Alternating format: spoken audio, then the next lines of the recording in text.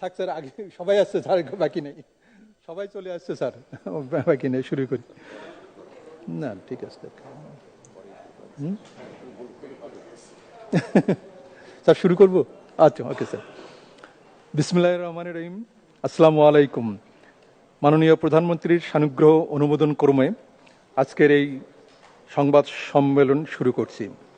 আজকের এই সংবাদ সম্মেলনে মন্ত্রিপরিষদের কয়েকজন মাননীয় সদস্য, সংসদের উপনেতা, সংসদ সদস্যবৃন্দ, রাজনৈতিক নেতৃবৃন্দ এবং ঊর্ধ্বতন সরকারি কর্মকর্তাগণ উপস্থিত রয়েছেন।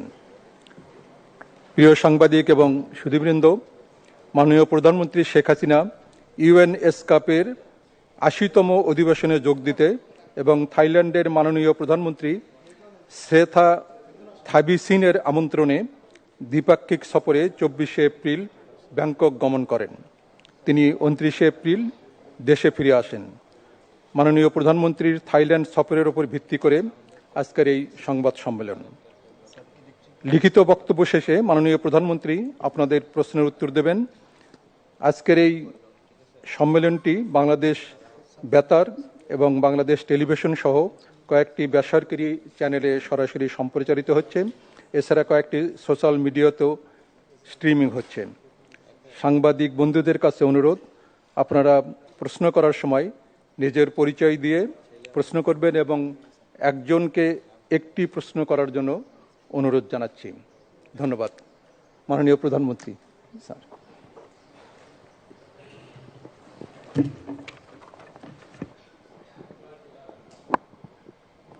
বিসমিল্লাহির রহমানির রহিম।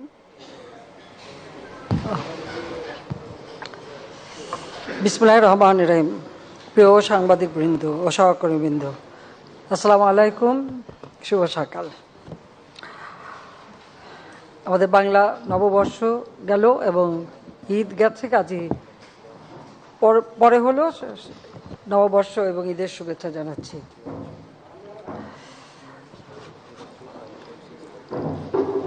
থাইল্যান্ডের প্রধানমন্ত্রী শ্রেথা থাবিসিন এর আমন্ত্রণে দ্বিপাক্ষিক সফরে এবং ইউএনএসক্যাপের ৮০তম অধিবেশনে যোগদানের জন্য আমি গত ২৪ থেকে ২৯ এপ্রিল ২০২৪ থাইল্যান্ড সফর করি। আমার সঙ্গে মন্ত্রিপরিষদের সদস্য, প্রতিমন্ত্রী, উপদেষ্টা এবং ঊর্ধ্বতন সরকারি কর্মকর্তাবৃন্দ সফর সঙ্গী ছিলেন। ২৪ এপ্রিল ২০২৪ ব্যাংককে পৌঁছালে বিমানবন্দরে আমাকে লাল গালিচা সম্বর্ধনা, গাড়োমানার এবং গান স্যালুটের মাধ্যমে অভ্যর্থনা জানানো হয়। গত ২২ হতে ২৬ এপ্রিল ২০২৪ ব্যাংককে ইউএনএসক্যাপের ৮০তম বার্ষিক অধিবেশন অনুষ্ঠিত হয়। উদ্বোধন অনুষ্ঠানে শুভেচ্ছা বক্তব্য প্রদানের জন্য সংস্থাটির এক্সিকিউটিভ সেক্রেটারি আমাকে আমন্ত্রণ জানিয়েছিলেন। দেশে ব্যস্ত থাকায় আমি তাতে অংশ নিতে পারিনি। তবে উদ্বোধন অনুষ্ঠানে অধিবেশনের মূল যে প্রতিপাদ্য বিষয়, সেই প্রতিপাদ্য বিষয় হচ্ছে leveraging digital innovation for sustainable development in Asia and the Pacific বিষয়ে আমার পূর্ব ধারণকৃত একটি ভিডিও বার্তা প্রদর্শন করা হয়। ২৫শে এপ্রিল সকালে ইউএনএসক্যাপের একটি অধিবেশনে আমি এশীয় প্রশান্ত অঞ্চলে সহযোগিতা জোরদার করার মধ্য দিয়ে জাতিসংঘের এজেন্ডা ২০৩০ ও টেকসই উন্নয়ন অভিষ্ট অর্জন বিষয়ে বক্তব্য প্রদান করি। আমি বাংলাদেশের উল্লেখযোগ্য উন্নয়ন অভিজ্ঞতা তুলে ধরার পাশাপাশি ইউএনএসক্যাপ এর মাধ্যমে আমাদের নিজস্ব উদ্ভাবিত ও বাস্তবায়িত বিভিন্ন উন্নয়ন মডেল এই অঞ্চলের অন্যান্য দেশের সঙ্গে বিনিময় করার বিষয়ে আমাদের আগ্রহ ব্যক্ত করি। আমি সকল ধরনের আগ্রাসন ও নৃশংসতার বিরুদ্ধে সোচ্চার হওয়ার জন্য এবং যুদ্ধকে না বলার জন্য আবারও আন্তর্জাতিক সম্প্রদায়ের প্রতি আহ্বান জানিয়েছি। আমি ফিলিস্তিনে অব্যাহত গণহত্যা, মিয়ানমারে চলমান সংঘাত ও রোহিঙ্গা সমস্যা নিরসনে এশিয়া প্রশান্ত অঞ্চলসহ বিশ্ব সম্প্রদায়কে একযোগে কাজ করার আহ্বান জানাই। একই দিনে জাতিসংঘের আন্ডার সেক্রেটারি জেনারেল ও ইউএনএসক্যাপের এক্সিকিউটিভ সেক্রেটারি মিস আরমিদা সালসিয়ান আলিস জাহাবানা আমার সঙ্গে সাক্ষাৎ করেন। আলাপকালে আমি দক্ষিণ এশিয়া ও দক্ষিণ পূর্ব এশিয়া অঞ্চলের দেশগুলোর মধ্যে পারস্পরিক সহযোগিতা বৃদ্ধির উপর গুরুত্ব আরোপ করি। ইউএন স্ক্যাপের 80তম বার্ষিক অধিবেশনের বিভিন্ন সেশনে মাননীয় অর্থমন্ত্রী এবং ডাক, টেলিযোগাযোগ ও তথ্য প্রযুক্তি বিষয়ক প্রতিমন্ত্রী বক্তব্য প্রদান করেন। সম্মেলনস্থলে আইসিটি বিভাগের আয়োজনে একটি সাইড ইভেন্ট অনুষ্ঠিত হয় এবং digital to smart Bangladesh by 2041 শীর্ষক প্যাভিলিয়ন স্থাপন করা হয়। আমি প্যাভিলিয়নটি ঘুরে দেখি। একই দিনে বিকেলে আমি থাইল্যান্ডের রাজপ্রাসাদে মহামহিম রাজা ও রানীর সঙ্গে সাক্ষাৎ করি। এ সময় আমি থাইল্যান্ডের দীর্ঘস্থায়ী বন্ধুত্বের জন্য রাজা ও রানীর প্রতি কৃতজ্ঞতা জানাই এবং দুই দেশ দ্বিপাক্ষিক সম্পর্ক জোরদার করতে একসাথে কাজ করবে বলে প্রত্যাশা করি। সফরের তৃতীয় দিন 26 এপ্রিল গভর্নমেন্ট হাউসে পৌঁছলে আমাকে রাষ্ট্রীয় গার্ড অব অনারের মাধ্যমে থাই প্রধানমন্ত্রী আনুষ্ঠানিকভাবে পুনরায় থাইল্যান্ডে স্বাগত জানান। পরে গভর্নমেন্ট হাউসে আমি থাইল্যান্ডের প্রধানমন্ত্রী শ্রেষ্ঠা থাবেসিন এর সঙ্গে একান্ত বৈঠকে অংশগ্রহণ করি। বৈঠক অন্যান্য দ্বিপাক্ষিক বিষয়ের পাশাপাশি আমি জোরপূর্বক বাস্তুচ্যুত মায়ানমারের নাগরিকদের অর্থাৎ রোহিঙ্গা জনগোষ্ঠী দ্রুত তাদের নিজ দেশে প্রত্যাবাসনের জন্য থাইল্যান্ডের সহায়তা কামনা করি। একান্ত বৈঠক শেষে আমার এবং থাইল্যান্ডের মাননীয় প্রধানমন্ত্রীর নেতৃত্বে দুই দেশের প্রতিনিধি দলের অংশগ্রহণে দ্বিপাক্ষিক বৈঠক অনুষ্ঠিত হয়। এই বৈঠকে দুই দেশের মধ্যে বিদ্যমান দীর্ঘস্থায়ী দ্বিপাক্ষিক সম্পর্ক অধিকতর উন্নয়নকল্পে আমরা গঠনমূলক আলোচনা করি।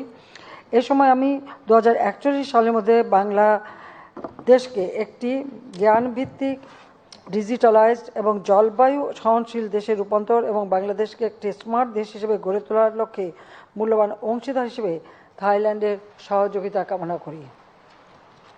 বৈঠকে দুই দেশের মধ্যে বাণিজ্য সম্প্রসারণ এবং আমদানি রপ্তানি বৃদ্ধির লক্ষ্যে মুক্ত বাণিজ্য চুক্তি এর পর্যালোচনা পাশাপাশি অন্যান্য অভিন্ন স্বার্থ সংশ্লিষ্ট বিষয়ে আলোচনা হয়।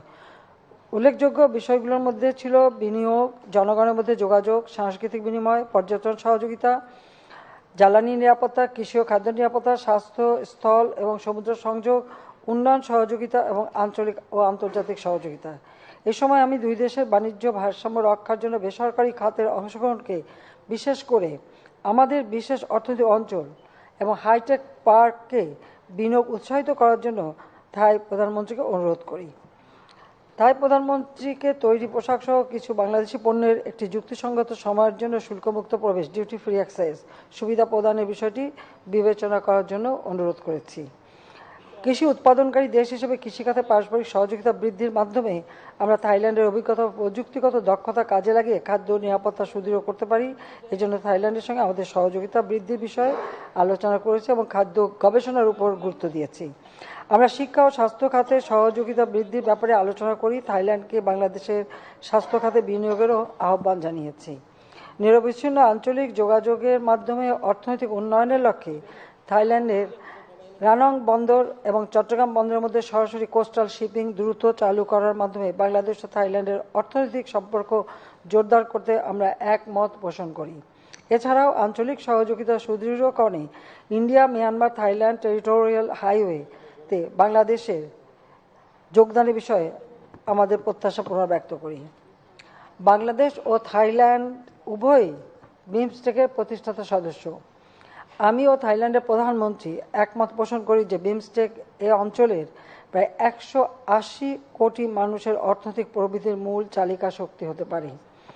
আমি থাইল্যান্ডের প্রধানমন্ত্রীকে বিমস্টেকের বর্তমান সভাপতি হিসেবে অভিনন্দন জানাই এবং তার নেতৃত্বে থাইল্যান্ড শীঘ্রই বিমস্টেক শীর্ষ সম্মেলনে সফলভাবে আয়োজন করবে মর্মে শুভকামনা জানাই। এখানে একটু বলে রাখি, বিমস্টেক যখন প্রতিষ্ঠিত মানে সদস্য হিসেবে আমি একমাত্র আছি এখন। প্রথম যখন আমি বোধহয় এখানে একমাত্র আছি, আর বোধহয় কেউ নাই।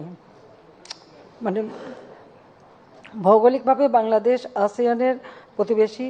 দক্ষিণ এশিয়া এবং দক্ষিণ পূর্ব এশিয়ার মধ্যে সংযোগস্থলে অবস্থিত বাংলাদেশের আসিয়ানের সেক্টরাল ডায়ালগ পার্টনার মর্যাদা চলতি বছরের মধ্যে প্রাপ্তির জন্য আবেদনের বিষয়ে থাইল্যান্ড সরকারের নিকট আবারও অনুরোধ জানিয়েছি। দ্বিপাক্ষিক বৈঠক শেষে দুই দেশের সহযোগিতার ক্ষেত্রে আরও বৃদ্ধির লক্ষ্যে একটি চুক্তি, 3টি সমঝোতা স্মারক ও একটি লেটার অব ইন্টেন্ট স্বাক্ষরিত হয়েছে। সেগুলো হলো: ক, অফিসিয়াল পাসপোর্টধারীদের জন্য ভিসা অব্যাহতি সংক্রান্ত চুক্তি। খ, জ্বালানি সহযোগিতা বিষয়ক সমঝোতা স্মারক। গ, পর্যটন সহযোগিতা সংক্রান্ত সমঝোতা স্মারক। ঘ, শুল্ক সংক্রান্ত পারস্পরিক সহযোগিতা বিষয়ক সমঝোতা স্মারক এবং মুক্ত বাণিজ্য চুক্তির আলোচনা শুরু করার জন্য একটি লেটার অফ ইন্টেন্ট। চুক্তি ও সমঝোতা সমূহ স্বাক্ষর শেষে আমি ও থাইল্যান্ডের প্রধানমন্ত্রী শ্রেথা থাবিসিন সংবাদ সম্মেলনে বক্তব্য রাখি। সংবাদ সম্মেলন শেষে আমার সৌজন্যে থাইল্যান্ডের প্রধানমন্ত্রী কর্তৃক আয়োজিত রাষ্ট্রীয় মধ্যাহ্নভোজে যোগদান করি। আমার ছোট বোন শেখ রেহানাও এতে অংশ নেয়। থাইল্যান্ডে আমার সরকারি সফরটি দ্বিপাক্ষিক সম্পর্কের ক্ষেত্রে একটি মাইল ফলক হয়ে থাকবে। এটি আমাদের দুই দেশের মধ্যে ফলপ্রসূ অংশীদারিত্বের একটি নতুন যুগের সূচনা করেছে। আসিয়ানের গুরুত্বপূর্ণ সদস্য রাষ্ট্র থাইল্যান্ডে বাংলাদেশের সরকার প্রধানের সরকারি সফর অত্যন্ত তাৎপর্যপূর্ণ ছিল। আমি এবারে সরকার গঠন করার পর এটাই কিন্তু আমার একটা সরকারি সফর অন্য দেশে, এটাই প্রথম সফর হলো। সফরে দ্বিপাক্ষিক ব্যবসা বাণিজ্য বৃদ্ধি সহ মুক্ত বাণিজ্য চুক্তির আলোচনা শুরুর বিষয়ে অগ্রগতি, আন্তঃযোগাযোগ বৃদ্ধি প্রভৃতি দ্বিপাক্ষিক অর্থনৈতিক সম্পর্ক সুদৃঢ়করণে বিশেষ গুরুত্ব পালন করবে। 2024 সালের মধ্যে বাংলাদেশের আসিয়ানের সেক্টরাল ডায়ালগ পার্টনারের প্রার্থিতা লাভের জন্য এই সফর উল্লেখযোগ্য ভূমিকা রাখবে বলে আশা করা যায়। রোহিঙ্গা প্রত্যাবাসনে থাইল্যান্ডের মাননীয় প্রধানমন্ত্রীর সঙ্গে অনুষ্ঠিত আলোচনা থাইল্যান্ডকে দ্বিপাক্ষিকভাবে ও আঞ্চলিক জোট আসিয়ানের রোহিঙ্গাদের দ্রুত প্রত্যাবাসনে জোরালো অবস্থান নেয় সহায়তা করবে মর্মে আমি আশাবাদী।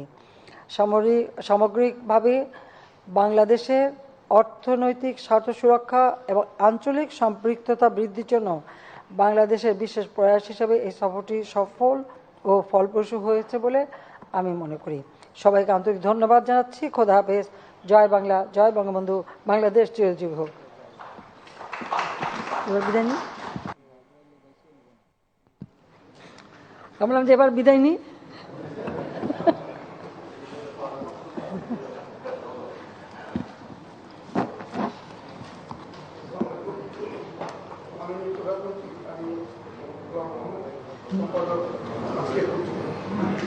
আপনি 24 থেকে 29 এপ্রিল থাইল্যান্ড সফর করেছেন এবং সেখানে ইউএন এসকেপের সম্মেলন সেখানে শুরু করে বাংলাদেশকে উদ্যোগ তুলে ধরেছেন। বাংলাদেশের যে নেতৃত্ব সে সম্মান করেছে। আপনি বরাবরের মতো বাংলাদেশকে যে কোনো আন্তর্জাতিক ফোরামে অনেক বড় করে ভাষিত করে দিলেন। এটা আমাদের জাতীয় প্রাপ্তি। আমরা কতগুলো বিষয়ে আপনার স্ট্যান্ডে আসলে ভালো হয়, স্ট্যান্ডে বক্তব্য কাজ হচ্ছে ঠিক মতো। একটা কাজ কর না, যে যিনি বলবেন ওখানে এসে বলতে পারে।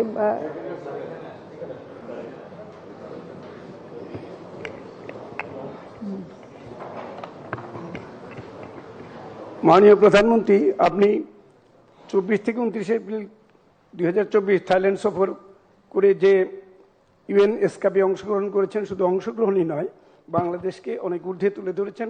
বরাবরের মতো বাংলাদেশ অনেক আন্তর্জাতিক প্রেক্ষাপটে অনেক সম্মানিত হয়েছে। আপনি অনেকগুলো প্রাপ্তির কথা বলেছেন, অনেক বিষয় আলোচনা করেছেন।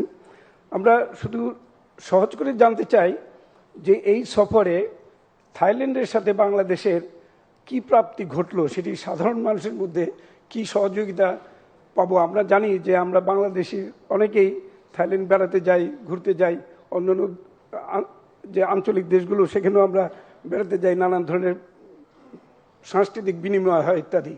শুধু অর্থনৈতিক সাংস্কৃতিক বিনিময় নয়, আন্তর্জাতিকভাবে বাংলাদেশকে ঊর্ধ্বে তুলে ধরার জন্য আপনার যে প্রয়াস সেটি অবশ্যই অনেক স্বীকৃত। আজকে শুধু আমরা জানতে চাইব যে এই সফরের মাধ্যমে আমরা মোটা দাগে কি পেলাম, এটা যদি একটু হাইলাইট করেন। অনেক ধন্যবাদ। আমি বলতে পারি কি পেলাম না সেটা বড় কথা না, কিন্তু পাওয়ার একটা সহযোগিতা পাওয়ার এবং সার্বিক উন্নয়নের একটা নতুন দুয়ার খুলে গেল এবং সেখানে একটা ভালো সুযোগ সৃষ্টি হলো। এবং ইতিমধ্যে আপনারা জানেন যে আমি সবসময় আমাদের দক্ষিণ এশিয়া এবং দক্ষিণ পূর্ব এশিয়া দেশগুলির সঙ্গে আরও বেশি সহযোগিতা, যোগাযোগ এবং মত বিনিময় এবং সেই সাথে আমাদের অভিজ্ঞতা বিনিময়ের উপর গুরুত্ব দিয়ে থাকি। কারণ সার্বিকভাবে আর্থসামাজিক উন্নয়নের জন্য আমি মনে করি বন্ধুত্বটা অত্যন্ত গুরুত্বপূর্ণ। কাজে এখানে একটু বলবো যে আমি এবারে সরকার গঠন করার পরে প্রথম সফর করলাম থাইল্যান্ডে, কারণ আমাদের বলতে গেলে একেবারে ঘরের কাছের পড়োশী দেশ। তো আমি এটা সবসময় গুরুত্ব দিই, এই বন্ধুত্ব আমাদেরকে আরও অনেক সুযোগ করে দেবে। আর থাইল্যান্ড কিন্তু যেমন খাদ্য উৎপাদনে, ফসল উৎপাদনে, ফল টল উৎপাদনে তাদের কিন্তু অনেক গবেষণা এবং অনেক উৎকর্ষতা আছে, আপনারা জানেন।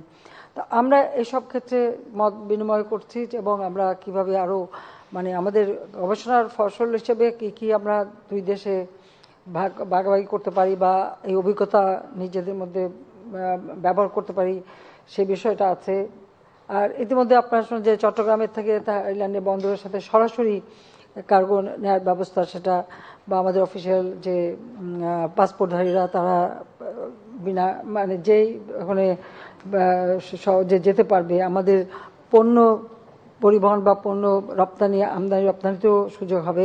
কাজে ব্যবসা বাণিজ্য এবং আর থাইল্যান্ড যেহেতু এখানে পর্যটনের দিক থেকে তারা অনেকটা অগ্রগামী, সে অভিজ্ঞতাটাও আমরা দিতে পারি এবং তাদেরকে আমরা বলছি এখানে কিন্তু বিনিয়োগও করতে, যে সেখানে আমরা জায়গাও দিতে পারবো, পাশাপাশি আমাদের যে 80 মাইল লম্বা আমাদের বালুকাময় সমুদ্র সৈকত রয়েছে, এই সমুদ্র সৈকতেও আমি আহ্বান করছি যে তারা এখানে পর্যটনের জন্য যদি চায় আমরা জায়গা দেব এবং তারা সেটা উন্নত করতে পারবে।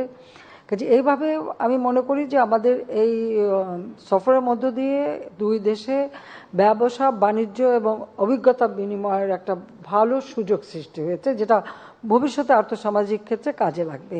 আর যেহেতু থাইল্যান্ড আসিয়ানভুক্ত দেশ আর সেই সাথে বিমস্টেকের এখন সভাপতি, আর বিমস্টেকটা আমরাই প্রথম প্রতিষ্ঠিত করেছিলাম, আমি এখানে একজন প্রতিষ্ঠাতা সদস্য হিসাবে আছি। তো এই আমাদের এই আঞ্চলিক সহযোগিতাটাকে আরও আমি গুরুত্ব দেই, যেটা এবারে আপনারা দেখেছেন যে কোভিড যে অতিমারির কোভিড-19 অতিমারির পরে বিশ্বের পরিস্থিতি অনেকটা পরিবর্তন। আর তাছাড়া ওই যে ইউক্রেন রাশিয়া যুদ্ধ, এখন প্যালেস্টাইনে যে গণহত্যা ইসরায়েল কর্তৃক চলছে, সব কিছু মিলে যেমন একটা অবস্থা সৃষ্টি হয়েছে, সেখানে আমাদের প্রতিবেশী দেশগুলির সঙ্গে আমাদের সম্পর্ক আরও সুদৃঢ় হওয়া এবং আমাদের আর্থসামাজিক উন্নয়নের ক্ষেত্রে আমরা কিভাবে মত বিনিময় করে অভিজ্ঞতা বিনিময় করে আমরা আমাদের দেশের মানুষের কল্যাণ করতে পারি, সেটাই উপরে আমি গুরুত্ব দিচ্ছি। সেটাই বড় প্রাপ্তি বলে আমি মনে করি। ধন্যবাদ। ধন্যবাদ মাননীয় প্রধানমন্ত্রী। আমার নাম নঈম নিজাম, বাংলাদেশ প্রতিদিনে কাজ করি। আপনি এবার বরাবরের মতোই সারা বিশ্বে শান্তি প্রতিষ্ঠায় যে বলিষ্ঠ ভূমিকার আপনি রেখে থাকেন, মিয়ানমারও আপনি একইভাবে শান্তি প্রতিষ্ঠার পক্ষে বক্তব্য রেখেছেন। আপনি এখানে একটা বিষয় উল্লেখযোগ্য, বিশেষ করে আপনার থাইল্যান্ডের প্রধানমন্ত্রীর সঙ্গে বৈঠকের সময় এবং সেখানে আপনি আলোচনা অনেকগুলো বৈঠকে পরিষ্কারভাবে একটা বিষয় স্পষ্ট করেছেন, সেটা হলো মিয়ানমারের চলমান অভ্যন্তরীণ সংঘাত এবং রোহিঙ্গা ইস্যুটি। মিয়ানমারে আমরা খেয়াল করে দেখেছি গত কয়েকটা মাস প্রতিদিনই তাদের সীমান্তরক্ষীরা আমাদের দেশে প্রবেশ করছে এবং আমাদের দেশের জন্য একটা বড় ধরনের ডিস্টার্ব আমরা সবসময় দেখে থাকি। আরেকটা বিষয় হলো যে মিয়ানমারের আমাদের রোহিঙ্গা ইস্যু নিয়ে আজ পর্যন্ত কোনো সংকট সমাধানের ভূমিকা রাখেনি এবং তারা এখন পর্যন্ত অগ্রসর, সেটা সন্তোষজনক নয় অনেকে মনে করেন। আর এখানে যেহেতু থাইল্যান্ড গভীরভাবে মিয়ানমারের সঙ্গে সম্পৃক্ত, বাণিজ্যিকভাবে, অর্থনৈতিকভাবে, রাজনৈতিকভাবে সকল ক্ষেত্রেই, সেখানে মিয়ানমারের অভ্যন্তরীণ সংকট বা আমাদের রোহিঙ্গা ইস্যুটা আর একটু স্পষ্ট করে বলবেন কি, আপনি কি ধরনের ডিসকাশন হয়েছিল সেখানকার প্রাইম মিনিস্টারের সঙ্গে? এখানে যেমন মিয়ানমার থেকে যারা আমাদের দেশে আশ্রয় নিয়েছে, রিফিউজি, তাদের প্রত্যাবর্তনের বিষয়টা আমরা আলোচনা করেছি এবং যেহেতু থাইল্যান্ডের একটা প্রভাব আছে মিয়ানমারের উপরে, তো সেই ক্ষেত্রে প্রাইম মিনিস্টার বলেছেন যে তিনি এই বিষয়টা আরও গভীরভাবে দেখবেন এবং এদের প্রত্যাবর্তনের ব্যাপারে যতটুকু সহযোগিতা করার তিনি করবেন, এই কথাটা তিনি দিয়েছেন। এটাই। আর তাছাড়া আমাদের আলোচনার মধ্যে আপনারা দেখেছেন যে আমি সবসময় আমাদের বিশেষ করে আমাদের সার্বিক উন্নয়নের ক্ষেত্রে, যেমন আমাদের কতগুলি গোল জাতিসংঘ ঘোষিত, যেটা SDG 2030, সেই বিষয়গুলি আমরা সবসময় গুরুত্ব দিচ্ছি কারণ আমরা ওটা অর্জন করতে চাই। পাশাপাশি আর্থসামাজিক উন্নয়নের ক্ষেত্রেও আমি মনে করি যে আমাদের আঞ্চলিক সহযোগিতা খুব বেশি প্রয়োজন এবং যোগাযোগটা বেশি প্রয়োজন। তো সেদিক থেকে আমি মনে করি যে আমাদের আলোচনাটা অত্যন্ত আন্তরিকতার সাথে হয়েছে। আর তাছাড়া ব্যবসা বাণিজ্য এবং বিনিয়োগের ক্ষেত্রে আমরা থাইল্যান্ডের প্রাইম মিনিস্টারকে আমি আহ্বান করেছি বাংলাদেশে বিনিয়োগ করার জন্য, যেটা আমাদের হাইটেক পার্ক এবং আমাদের যে স্পেশাল ইকোনমিক জোন, বিশেষ অর্থনৈতিক অঞ্চল করেছি, সেই সব জায়গায় আমরা প্রয়োজনীয় থাইল্যান্ডের জন্য জায়গা দেবো, তারা বিনিয়োগ করতে পারবেন। তাতে আমাদের নিজেদের অভিজ্ঞতাও বাড়বে, আর উৎপাদনশীলতাও বাড়বে, আর ব্যবসা বাণিজ্য বাড়বে। সেদিকে লক্ষ্য রেখে মনে করি যে অত্যন্ত আন্তরিকতার সাথে আলোচনা হয়েছে এবং মিয়ানমারের এই বিষয়টা নিয়ে সবাই উদ্বিগ্ন। বর্তমান যে অবস্থাটা চলছে এটা নিয়ে তারাও বেশ উদ্বিগ্ন। তবুও একটা চেষ্টা চলবে, এইটুকু আশ্বাস দিয়েছেন। ধন্যবাদ। প্রধানমন্ত্রী, আমি সোহেল সানি, সহকারী সম্পাদক বাংলাদেশ প্রতিদিন। নির্বাচনের পরে এটি আপনার প্রথম সফর। মাঝখানটা করলাম, এর আগে আরেকটি সফর করেছেন। তো নির্বাচনের আগে আমরা দেখেছি যে মার্কিন সাম্রাজ্যবাদ সহ বিভিন্ন দেশ এই নির্বাচনকে বানচাল করার জন্য, নির্বাচন যাতে না হয়, অর্থাৎ সারা বিশ্ব বেশিরভাগ দেশেই নির্বাচন নিয়ে একটা সংশয়, সন্দেহ এবং চক্রান্ত ষড়যন্ত্র ছিল। সেই অবস্থা উপেক্ষা করে, সেই অবস্থা আপনি ওভারকাম করে একটি সুন্দর নির্বাচন দিয়েছেন, যে নির্বাচন শান্তিপূর্ণ, অবাধ হয়েছে। তো আপনি তারপরে লক্ষ্য করলাম যে সেই নির্বাচনের পরে গণভবনে যখন আপনি শপথ নিলেন, তখন দেখা গেল যে অনেক বিদেশি রাষ্ট্রই বঙ্গভবনে যখন শপথ নিলেন, তখন দেখা গেল সেই বঙ্গভবনে অনেক রাষ্ট্রদূত যারা বিরোধিতা করেছিলেন, যাদের ব্যাপারে আমরা বিভিন্ন সংশয় সন্দেহ ব্যক্ত করেছিলাম, সেই তারাও একযোগে গিয়ে আপনাকে অভিনন্দন জানালেন। এবং এরপরে দেখছি আপনি এই থাইল্যান্ড সফরের মধ্য দিয়ে এবং কাতারের আমির তিনি দুই দিনের সফরে আসলেন। এত সাফল্য, অর্থাৎ আপনি আন্তর্জাতিক, আসলে আপনার হাতে কি ম্যাজিক আছে যে আবার দুনিয়াটাকে এক করে ফেললেন। এবং আমার আরেকটি প্রশ্ন, যে ফিলিস্তিনির ব্যাপারে আপনি এখানে আপনার সংবাদ সম্মেলনের বক্তৃতায় পেয়েছি যে সেখানে আলোচনা করেছেন মিয়ানমার এবং ফিলিস্তিনি আজকে গণহত্যা। আসলে আমাদের আওয়ামী লীগের পক্ষ থেকে, অর্থাৎ দলীয়ভাবে সারা দেশে আমরা একটু একটু বিক্ষোভ লক্ষ্য করছি। বাংলাদেশেও এরকম একটা বিক্ষোভ বা প্রতিবাদ দলীয়ভাবে করার কোনো চিন্তা আপনার আছে কিনা? ধন্যবাদ আপনাকে। যেখানে বিক্ষোভ হচ্ছে তারা তো ওই আমেরিকান গভর্নমেন্টের বিরুদ্ধে বিক্ষোভ করছে, তা আমাদের এখানে আওয়ামী লীগ কার বিরুদ্ধে বিক্ষোভ করবে? আমরা আমাদের মতামত দিচ্ছি, আমরা প্যালেস্টাইনিদের সমর্থন দিচ্ছি। আমরা ইতিমধ্যে দুইবার প্যালেস্টাইনের লোক, আমাদের শিশু, নারী এবং মানুষের জন্য আমরা কিছু সহযোগিতাও পাঠিয়েছি এবং আরও পাঠাবো সে প্রস্তুতি আমরা নিয়েছি। সেইভাবে আমরা প্যালেস্টাইনের পক্ষে আছি এবং আন্তর্জাতিকভাবে আমরা সবসময় তাদের পাশে দাঁড়াচ্ছি। যেখানেই নির্যাতিত মানুষ সেখানেই বাংলাদেশ আছে, এটাই আমি প্রমাণ করছি। আর ইলেকশনের ব্যাপারে বলবো যে হ্যাঁ, ইলেকশন নিয়ে অনেক কিছুই হয়েছে, চেষ্টা করা হয়েছে যাতে নির্বাচনটা না হয়। আমার মনে হয় আমাদের মাননীয় সাংবাদিক যিনি প্রশ্ন করছেন উনি বোধহয় ভেবেছিলেন যে ইলেকশন হবে না আর আমরা ক্ষমতাও আসতে পারবো না, তাই তো? হ্যাঁ, একটু হতাশা ছিল কারো মনে, আমি জানি কার মনে কি আছে, একটু বুঝতে তো পারি। তবে আমার একটাই জিনিস, আমার শক্তি হচ্ছে দেশের জনগণ। কাজে জনগণের শক্তির উপরে আমি সবসময় বিশ্বাস করেছি এবং আমি এটাও বিশ্বাস করেছি যে জনগণ যতক্ষণ চাইবে ততক্ষণই থাকবো ক্ষমতায়, কারণ আমরা জনগণের ভোটেই নির্বাচিত হয়ে এসেছি। আমাদের দল তো কোনো ওই অবৈধভাবে ক্ষমতা দখলকারী কোনো ডিক্টেটর, মিলিটারি ডিক্টেটরের পকেট থেকে বের হয়নি। দেশের মানুষের সেই ভাষা আন্দোলন থেকে নিয়ে শুরু করে মানুষের আর্থসামাজিক যে উন্নয়ন, সেটাকে সামনে রেখে আমাদের বাংলাদেশের মানুষ যে শোষণ বঞ্চনার শিকার হচ্ছিল তার বিরুদ্ধে দাঁড়াবার জন্য কিন্তু এই আওয়ামী লীগ প্রতিষ্ঠা লাভ করেছে। কাজেই আওয়ামী লীগ সবসময় মানুষের কল্যাণেই কাজ করে যায় এবং সেটা প্রমাণিত সত্য। আর যে কারণেই আমরা কিন্তু যত বাধাই আসুক আমরা সে বাধাটা উতরিয়ে যেতে পারি, বা যত চক্রান্ত হোক, সেই চক্রান্ত হলেও সেই চক্রান্তগুলিকে আমরা পাশ কাটিয়ে দেশের মানুষকে নিয়ে কিন্তু আমরা বিজয় নিয়ে আসি। সেটা স্বাধীনতা সংগ্রাম, মুক্তিযুদ্ধের বিজয় থেকে শুরু করে এই নির্বাচন সব কিছু কিন্তু সেটা প্রমাণিত। কাজে এখানে জনগণের ইচ্ছার প্রতিফলনটাই ঘটেছে। এখন যারা গণতন্ত্র নাই, ভোটের অধিকার নাই বলে, তারাই তো ভোটের অধিকার মানুষের কেড়ে নিয়েছিল, এটাই তো তারা ভুলে যায়। আর অনেকেই নানা ধরনের কথা বলে, আজকে কেউ উন্নয়নটা চোখে দেখে, কেউ দেখে না, নাও দেখতে পারে, কারণ তাদের হয়তো উন্নয়নের ফর্মুলা ভিন্ন, আর আমার উন্নয়নটা হচ্ছে আমার গ্রামের মানুষ, গরিব মানুষ, তারা দুবেলা পেট ভরে খাবে, তাদের একটু বাসস্থান হবে, চিকিৎসা পাবে, শিক্ষা পাবে, তাদের জীবনমান উন্নত হবে। আর আপনারা সাংবাদিক, আপনারাই বলেন, বেশি দিন না, 15 বছর আগে দেশের অবস্থাটা কী ছিল, এখন কি কোনো পরিবর্তনই হয়নি? তখন এখন কেউ যদি না দেখে সেটা তো আমাদের কিছু করার নেই।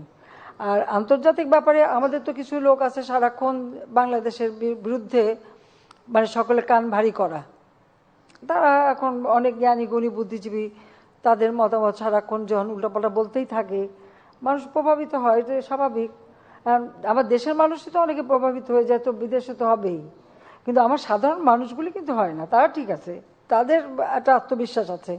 কাজে নির্বাচন আমরা জনগণের ভোটের অধিকার নিশ্চিত করেই নির্বাচন করেছি। এবং বাংলাদেশের যদি আপনি পুরো নির্বাচন ইতিহাসটা দেখেন, সেই 75 সালের পর থেকে যতগুলি নির্বাচন, 77 সালের হ্যাঁ না ভোট থেকে নিয়ে যতগুলি নির্বাচন, প্রত্যেকটা নির্বাচনের যদি কেউ একটু ভালো করে তুলনা করে, তাহলে দেখবে যে এই 2024 সালের 7 জানুয়ারি নির্বাচন প্রত্যেক নির্বাচনের তুলনায় সবথেকে বেশি অবাধ, নিরপেক্ষ, সুষ্ঠু এবং জনগণের ভোটের অধিকার নিশ্চিত করা নির্বাচনই হয়েছে, যেটা আমাদের লক্ষ্য ছিল। দীর্ঘ সংগ্রাম করেছি এই দেশে গণতন্ত্র প্রতিষ্ঠার জন্য, আমরা ভোটের অধিকার প্রতিষ্ঠার জন্য আমরাই করেছি আন্দোলন সংগ্রাম, সেটা ভুলে গেলে তো চলবে না।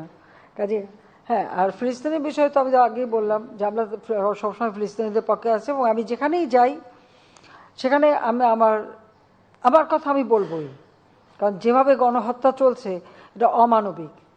আর সব থেকে বড় কথা আপনারা দেখেছেন যে আজকে 900 ছাত্র, তারা নাকি ছাত্রছাত্রী মানে প্রফেসর থেকে শুরু করে সব গ্রেপ্তার হয়েছে এই আন্দোলন করার জন্য একমাত্র আমেরিকায়।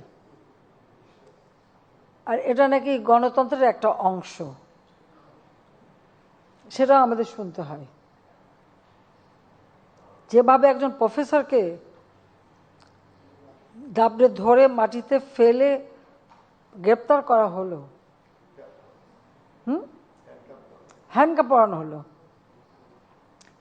2001 সালে বিএনপি জামাত ক্ষমতা আসার পরপরই ঠিক যেভাবে আওয়ামী লীগের নেতা কর্মীর উপর বিএনপির সন্ত্রাসী বাহিনী এবং পুলিশ বাহিনী যেভাবে অত্যাচার করেছিল, সেই অত্যাচারের কথাটাই মনে করিয়ে দেয়। অবশ্যই আবার তাদের কাছে আমাদের মানবাধিকারের কথাও শুনতে, সবক নিতে হয়। এটাই হচ্ছে মানে সব থেকে দুর্ভাগ্যের। মাননীয় প্রধানমন্ত্রী, আমার নাম মঞ্জুরুল ইসলাম, ডিবিসি নিউজে আছি। যেহেতু মার্কিন যুক্তরাষ্ট্রের কথা বললেন, সেখানে সম্প্রতি 2 জন বাঙালিকে, বাংলাদেশি বংশোদ্ভূত আমেরিকানকে গুলি করে হত্যা করা হয়েছে। এ ব্যাপারে আপনি প্রতিবাদ জানিয়েছেন, কিন্তু আনুষ্ঠানিকভাবে এর কোনো বিচার দাবি করার কোনো উদ্যোগ নেবেন কিনা সেটা আপনার প্রশ্নের অংশ হিসাবে। আর আমার মূল প্রশ্ন হচ্ছে, 2 দিন আগে আপনি বলেছেন যে অতি বাম অতি ডান মিলে সরকারের বিরুদ্ধে এক ধরনের উৎখাতের ষড়যন্ত্র করছে। আপনি জাতীয় আন্তর্জাতিকভাবে দেশকে যেভাবে অর্থনৈতিকভাবে এগিয়ে নিয়ে যাচ্ছেন, বাংলাদেশের মানুষ তখন শঙ্কিত। সেই ক্ষেত্রে আপনার বার্তা কি বাংলাদেশের মানুষের কাছে এই ষড়যন্ত্র মোকাবেলার জন্য? এবং এই অংশের শেষ প্রশ্ন হচ্ছে, হিটস্ট্রোকে সারা বাংলাদেশ আক্রান্ত, সেখানে হিটস্ট্রোকে যারা মারা গেছে তাদেরকে দুর্যোগ হিসাবে ঘোষণা করলে যারা নিহত তারা এক ধরনের সরকারি সুবিধা পায়। এই বিষয়ে আপনার ভাবনা কি? আপনাকে ধন্যবাদ। দেখুন, গরম পড়াটা কিন্তু খুব নতুন কিছু না, এটা কিন্তু এর আগেও কিন্তু হিট স্ট্রোক হয়েছে এবং সবসময় এরকম হয়। তবে হ্যাঁ, এবারে যেমন সাধারণত আমাদের বৈশাখ মাসে কালবৈশাখীটা হতো, এখন এবার কালবৈশাখীটা একটু পিছিয়ে গেছে, এটা হলো বড় কথা, যার জন্য মানে প্রচণ্ড গরম। এবং সেই ক্ষেত্রে এর মধ্যে আপনারা নিশ্চয়ই দেখেছেন যে আমাদের দলের পক্ষ থেকে, আমাদের সহযোগী সংগঠন থেকে শুরু করে সকলেই আমাদের পানি বিতরণ করা বা মানুষকে নানা রকম সহযোগিতা দেওয়া, আমরা কিন্তু সেটা দিয়ে যাচ্ছি। আর যারা মারা গেছে অবশ্যই এটা অত্যন্ত দুঃখজনক, তবে আমরা সবাইকে সাবধান করে দিচ্ছি যে চলাফেরা সব কিছু সময় যেন একটু সাবধানতা অবলম্বন করে থাকে, বেশি মানে কোন রোদে না রাখা বা একটু ছায়া জায়গায় থাকা, আর বিশেষ করে প্রচুর পানি খাওয়া, এবং আমরা স্যালাইন, পানি, এমনকি ছোট ছোট ছাতা, ক্যাপ, আমাদের দলের এবং সহযোগী সংগঠনের পক্ষ থেকে যতদূর সম্ভব আমরা কিন্তু মানুষের পাশে যাচ্ছি। সরকারের পক্ষ থেকেও আমরা সচেতনতা সৃষ্টি করা এবং সব ধরনের ব্যবস্থা আমরা নিচ্ছি। কাজে এটা এখন প্রকৃতির সাথে তো কিছু বলার নেই। পাশাপাশি আবার যেহেতু এই গরমের জন্য হিমালয়ে বরফ গলছে, পানিও আসছে, যেসব নদীতে পানি থাকতো আমাদের তিস্তার পানি কিন্তু প্রায় দ্বিগুণ পানি আছে এখন, কিন্তু সাথে সাথে আবার সম্ভাবনা দেখা দিয়েছে আমাদের সিলেট বা ওই অঞ্চলে বন্যার। তো সে হয়তো বন্যাও আসবে। তো যে কোনো প্রাকৃতিক দুর্যোগ আসলে সেটা মোকাবেলা করার মতো সক্ষমতা কিন্তু বাংলাদেশের আছে। অন্তত আমরা আওয়ামী লীগ সরকার আসার পর থেকে এটা আমরা ব্যবস্থা নিই এবং সেটা অবস্থা বুঝি আমরা যখন যেটা করার আমরা সেভাবেই প্রস্তুতি নিচ্ছি। আর কি প্রশ্ন ছিল?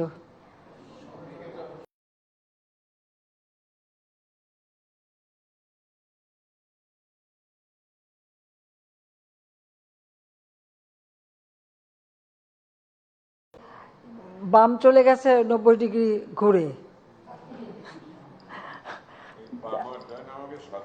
না, তারা 90 ডিগ্রি ঘুরে গেছে আর কি। তো আমার একটা প্রশ্ন আমি এটা করতে চাই যে আমাদের বিশেষ করে যারা অতি বাম আমরা সবসময় মনে করি তারা খুব প্রোগ্রেসিভ দল, তারা খুবই মানে গণমুখী দল ইত্যাদি ইত্যাদি। তো সেখানে আমার প্রশ্নটা হচ্ছে যে ঠিক আছে তারা আমাকে উৎখাত করবে, পরবর্তীতে কে আসবে তাহলে? সেটাকে ঠিক করতে পেরেছে? সেটাই তো আমার প্রশ্ন। কারা আসবে, কে আসবে ক্ষমতায়, কে দেশের জন্য কাজ করবে, কাকে তারা আনতে চায়? সেটা কিন্তু স্পষ্ট না। আর সেটা স্পষ্ট না বলেই তারা কিন্তু কেউই জনগণের কোনো সাড়া পাচ্ছে না। হ্যাঁ, আন্দোলন করে যাচ্ছে, কেউ ফিজিটিভ হয়ে বিদেশে বসে। আমরা ডিজিটাল বাংলাদেশ করেছি, সেই ডিজিটাল বাংলাদেশের বদৌলতে প্রতিদিন অনলাইনে আন্দোলন সংগ্রাম করেই যাচ্ছে, নির্দেশ দিয়েই যাচ্ছে। তো সেখানে তো প্রশ্ন আছে। এখন যারা আন্দোলন করে করুক, সেটা তো আমরা তো বাধা দিচ্ছি না। অবশ্য আমার মনে হয় আমাদের একটু নতুন পথ নিয়ে নেওয়ার একটা সম্ভাবনা দেখা দিয়েছে যে আমরা যদি আমেরিকার স্টাইলে আন্দোলন বা আমাদের পুলিশকে যদি বলে দিই যে আমেরিকা পুলিশ যেভাবে মানে আন্দোলন থামায় সেটা অনুসরণ করতে পারে, সেটা করতে পারি। আমার মনে হয় পুলিশ এখন আমেরিকান পুলিশদের অনুসরণ করতে পারে, আমাদের পুলিশ। কারণ আমরা তো ধৈর্য ধরতে বলেছিলাম সেই 28 অক্টোবরের কথা মনে আছে 2023 সালের। আমি তো বলছিলাম পুলিশকে ধৈর্য ধরতে যে তাদেরকে পিটিয়ে হত্যা করেছে, মারছে, এবং সেই সাথে তাদের হাসপাতালে আক্রমণ, গাড়ি পোড়ানো। কাজে আমার মনে হয় এখন আমাদের পুলিশ কিন্তু মানে আমেরিকান স্টাইলে আন্দোলন দমানোর ব্যবস্থাটা নিতে পারে। আমার মনে হয় সাংবাদিকরা বোধহয় ব্যাপারে আমাকে সমর্থন করবেন। মাননীয় প্রধানমন্ত্রী, ওটা অলরেডি আমরা ওটা প্রতিবাদ এখানেই না, আমেরিকায় বসেও প্রতিবাদ জানানো হচ্ছে। ওখানে আমাদের আওয়ামী লীগ খুব সোচ্চার আছে, অন্যান্য সহযোগী সংগঠন। আর এটা আমরা তো সবসময় এটা প্রতিবাদ করেই যাচ্ছি, এটা নতুন না। আর শুধু প্রবাসী বাঙালি না, আমেরিকায় তো প্রতিনিয়ত মানুষ খুন করা, একটা ঘরের ভিতরে যে একটা ছোট বাচ্চা ছেলে মা ধরে রাখছে তাকে গুলি করে ফেলে দিল। তার অপরাধটা কি ছিল? তার হাতে একটা কাঁচি ছিল, তাই কাঁচির ভয়ে তাকে গুলি করে মারা হলো। সেটাও সে হয়তো খেলাধুলা বা অন্য কোনো কাজে ব্যবহার করছিল। একজন মাজুর ব্যক্তি যে পঙ্গু, সে কি প্রেসিডেন্টকে কি বলছে যে চলতেও পারে না, হাঁটতেও পারে না, সে প্রেসিডেন্টকে নাকি থ্রেট করছে। ওই অবস্থায় তাকে গুলি করে হত্যা করলো।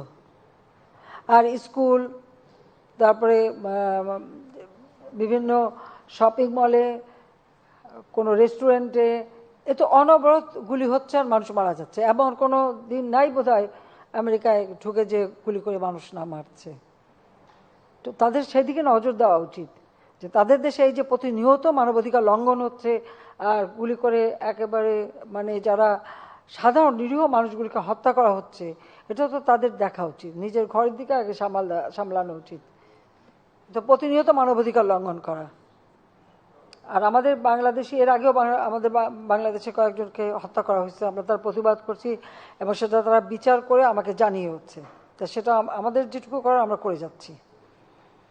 মাননীয় প্রধানমন্ত্রী, আমি রুহুল আমিন তুহিন, RTVতে কাজ করি। মাননীয় প্রধানমন্ত্রী, থাইল্যান্ডে একটি সফল সফর শেষ করে আপনাকে ধন্যবাদ। পাশাপাশি সুযোগ পেয়ে আমি একটু ধন্যবাদ দিতে চাই যে বাংলাদেশে যতগুলো মেগা প্রকল্প করছেন তার মধ্যে অন্যতম দুটি মেগা প্রকল্পের নিয়মিত উপকারভোগী আমি। একটা হচ্ছে মেট্রো রেল, যেটা দিয়ে প্রত্যেকদিন অফিসে আসি, আর একটা পদ্মা সেতু, যেটা দিয়ে আমি বাড়ি যাই। এজন্য আপনাকে ধন্যবাদ। মাননীয় প্রধানমন্ত্রী, আপনি থাইল্যান্ডে যে বিষয়গুলো নিয়ে আলোচনা করেছেন তার মধ্যে অন্যতম একটি বিষয় ছিল কৃষি। আমার দাদা একজন প্রসিদ্ধ কৃষক ছিলেন, বলা হতো আমাদের বাড়িতে 12 মাসে 13 ফসল হতো। তো এই জন্য কৃষির প্রতি আমার একটা দুর্বলতা আছে। মাননীয় প্রধানমন্ত্রী, আপনি গত সংবাদ সম্মেলনে বলেছেন, বিভিন্ন সময় বলে থাকেন যে সমবায় ভিত্তিক কৃষির উপরে গুরুত্ব আরোপ করেন। বঙ্গবন্ধুরও স্বপ্ন ছিল সমবায় ভিত্তিক কৃষি।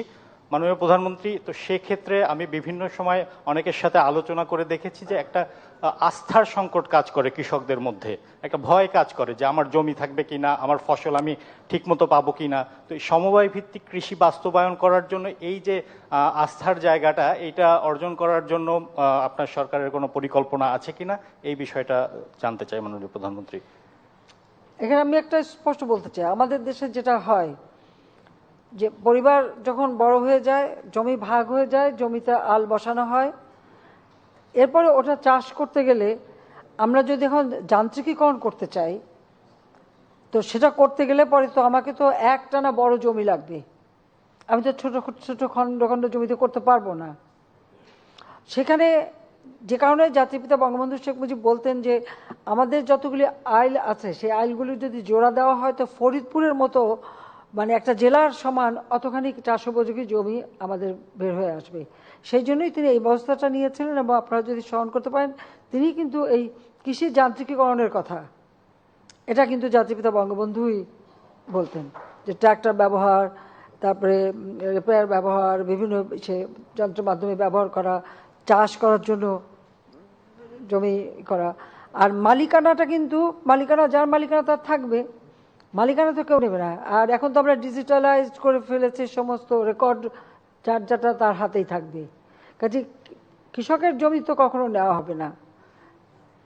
আর এখন তো হচ্ছে এভাবে চাষ, সমলয় চাষটা হচ্ছে, সমলয়টা কিন্তু এই একই ধরনের, ওই অনেকটা মানে আমি বলবো যে আমাদের সমবায় ভিত্তিক সেটাকেই, যে একই সাথে চাষ করে যার যার জমির অংশে সে তার ভাগটা নিয়ে নিচ্ছে। যেখানে তো মানে আস্থা হারাবার কোনো বিষয় নয়, বরং আমি বলবো যদি আমরা এভাবে চাষ করতে পারি আমাদের ফসল উৎপাদন দ্বিগুণ তিনগুণ হবে। আমি এই ব্যাপারে একটা নিজে, আপনারা জানেন যে আমার একটা প্রকল্প একটি বাড়ি একটি খামার, যেটা এখন নাম দিয়েছে আমার বাড়ি আমার খাবার। তো আমি আমার টুঙ্গিপাড়ায় দাঁড়িয়ারকুল ওখানে একটা আমার বাড়ি আমার খামারের একটা সমবায় আমি সমিতি করে রেখেছি, আমি সেখানে উপদেষ্টা, এবং আমাদের জমি থেকে 9 বিঘা জমিও সেখানে দেওয়া আছে। এবারে আমি যেটা করছি, এটা করার আগে কৃষকের ভিতরে যাতে আস্থাটা থাকে, সেটার জন্য আমাদের যত অনাবাদি জমি ছিল ওই এলাকায়, এখানে কিন্তু অনেক অনাবাদি জমি ইতিমধ্যে চাষের আওতায় চলে এসছে।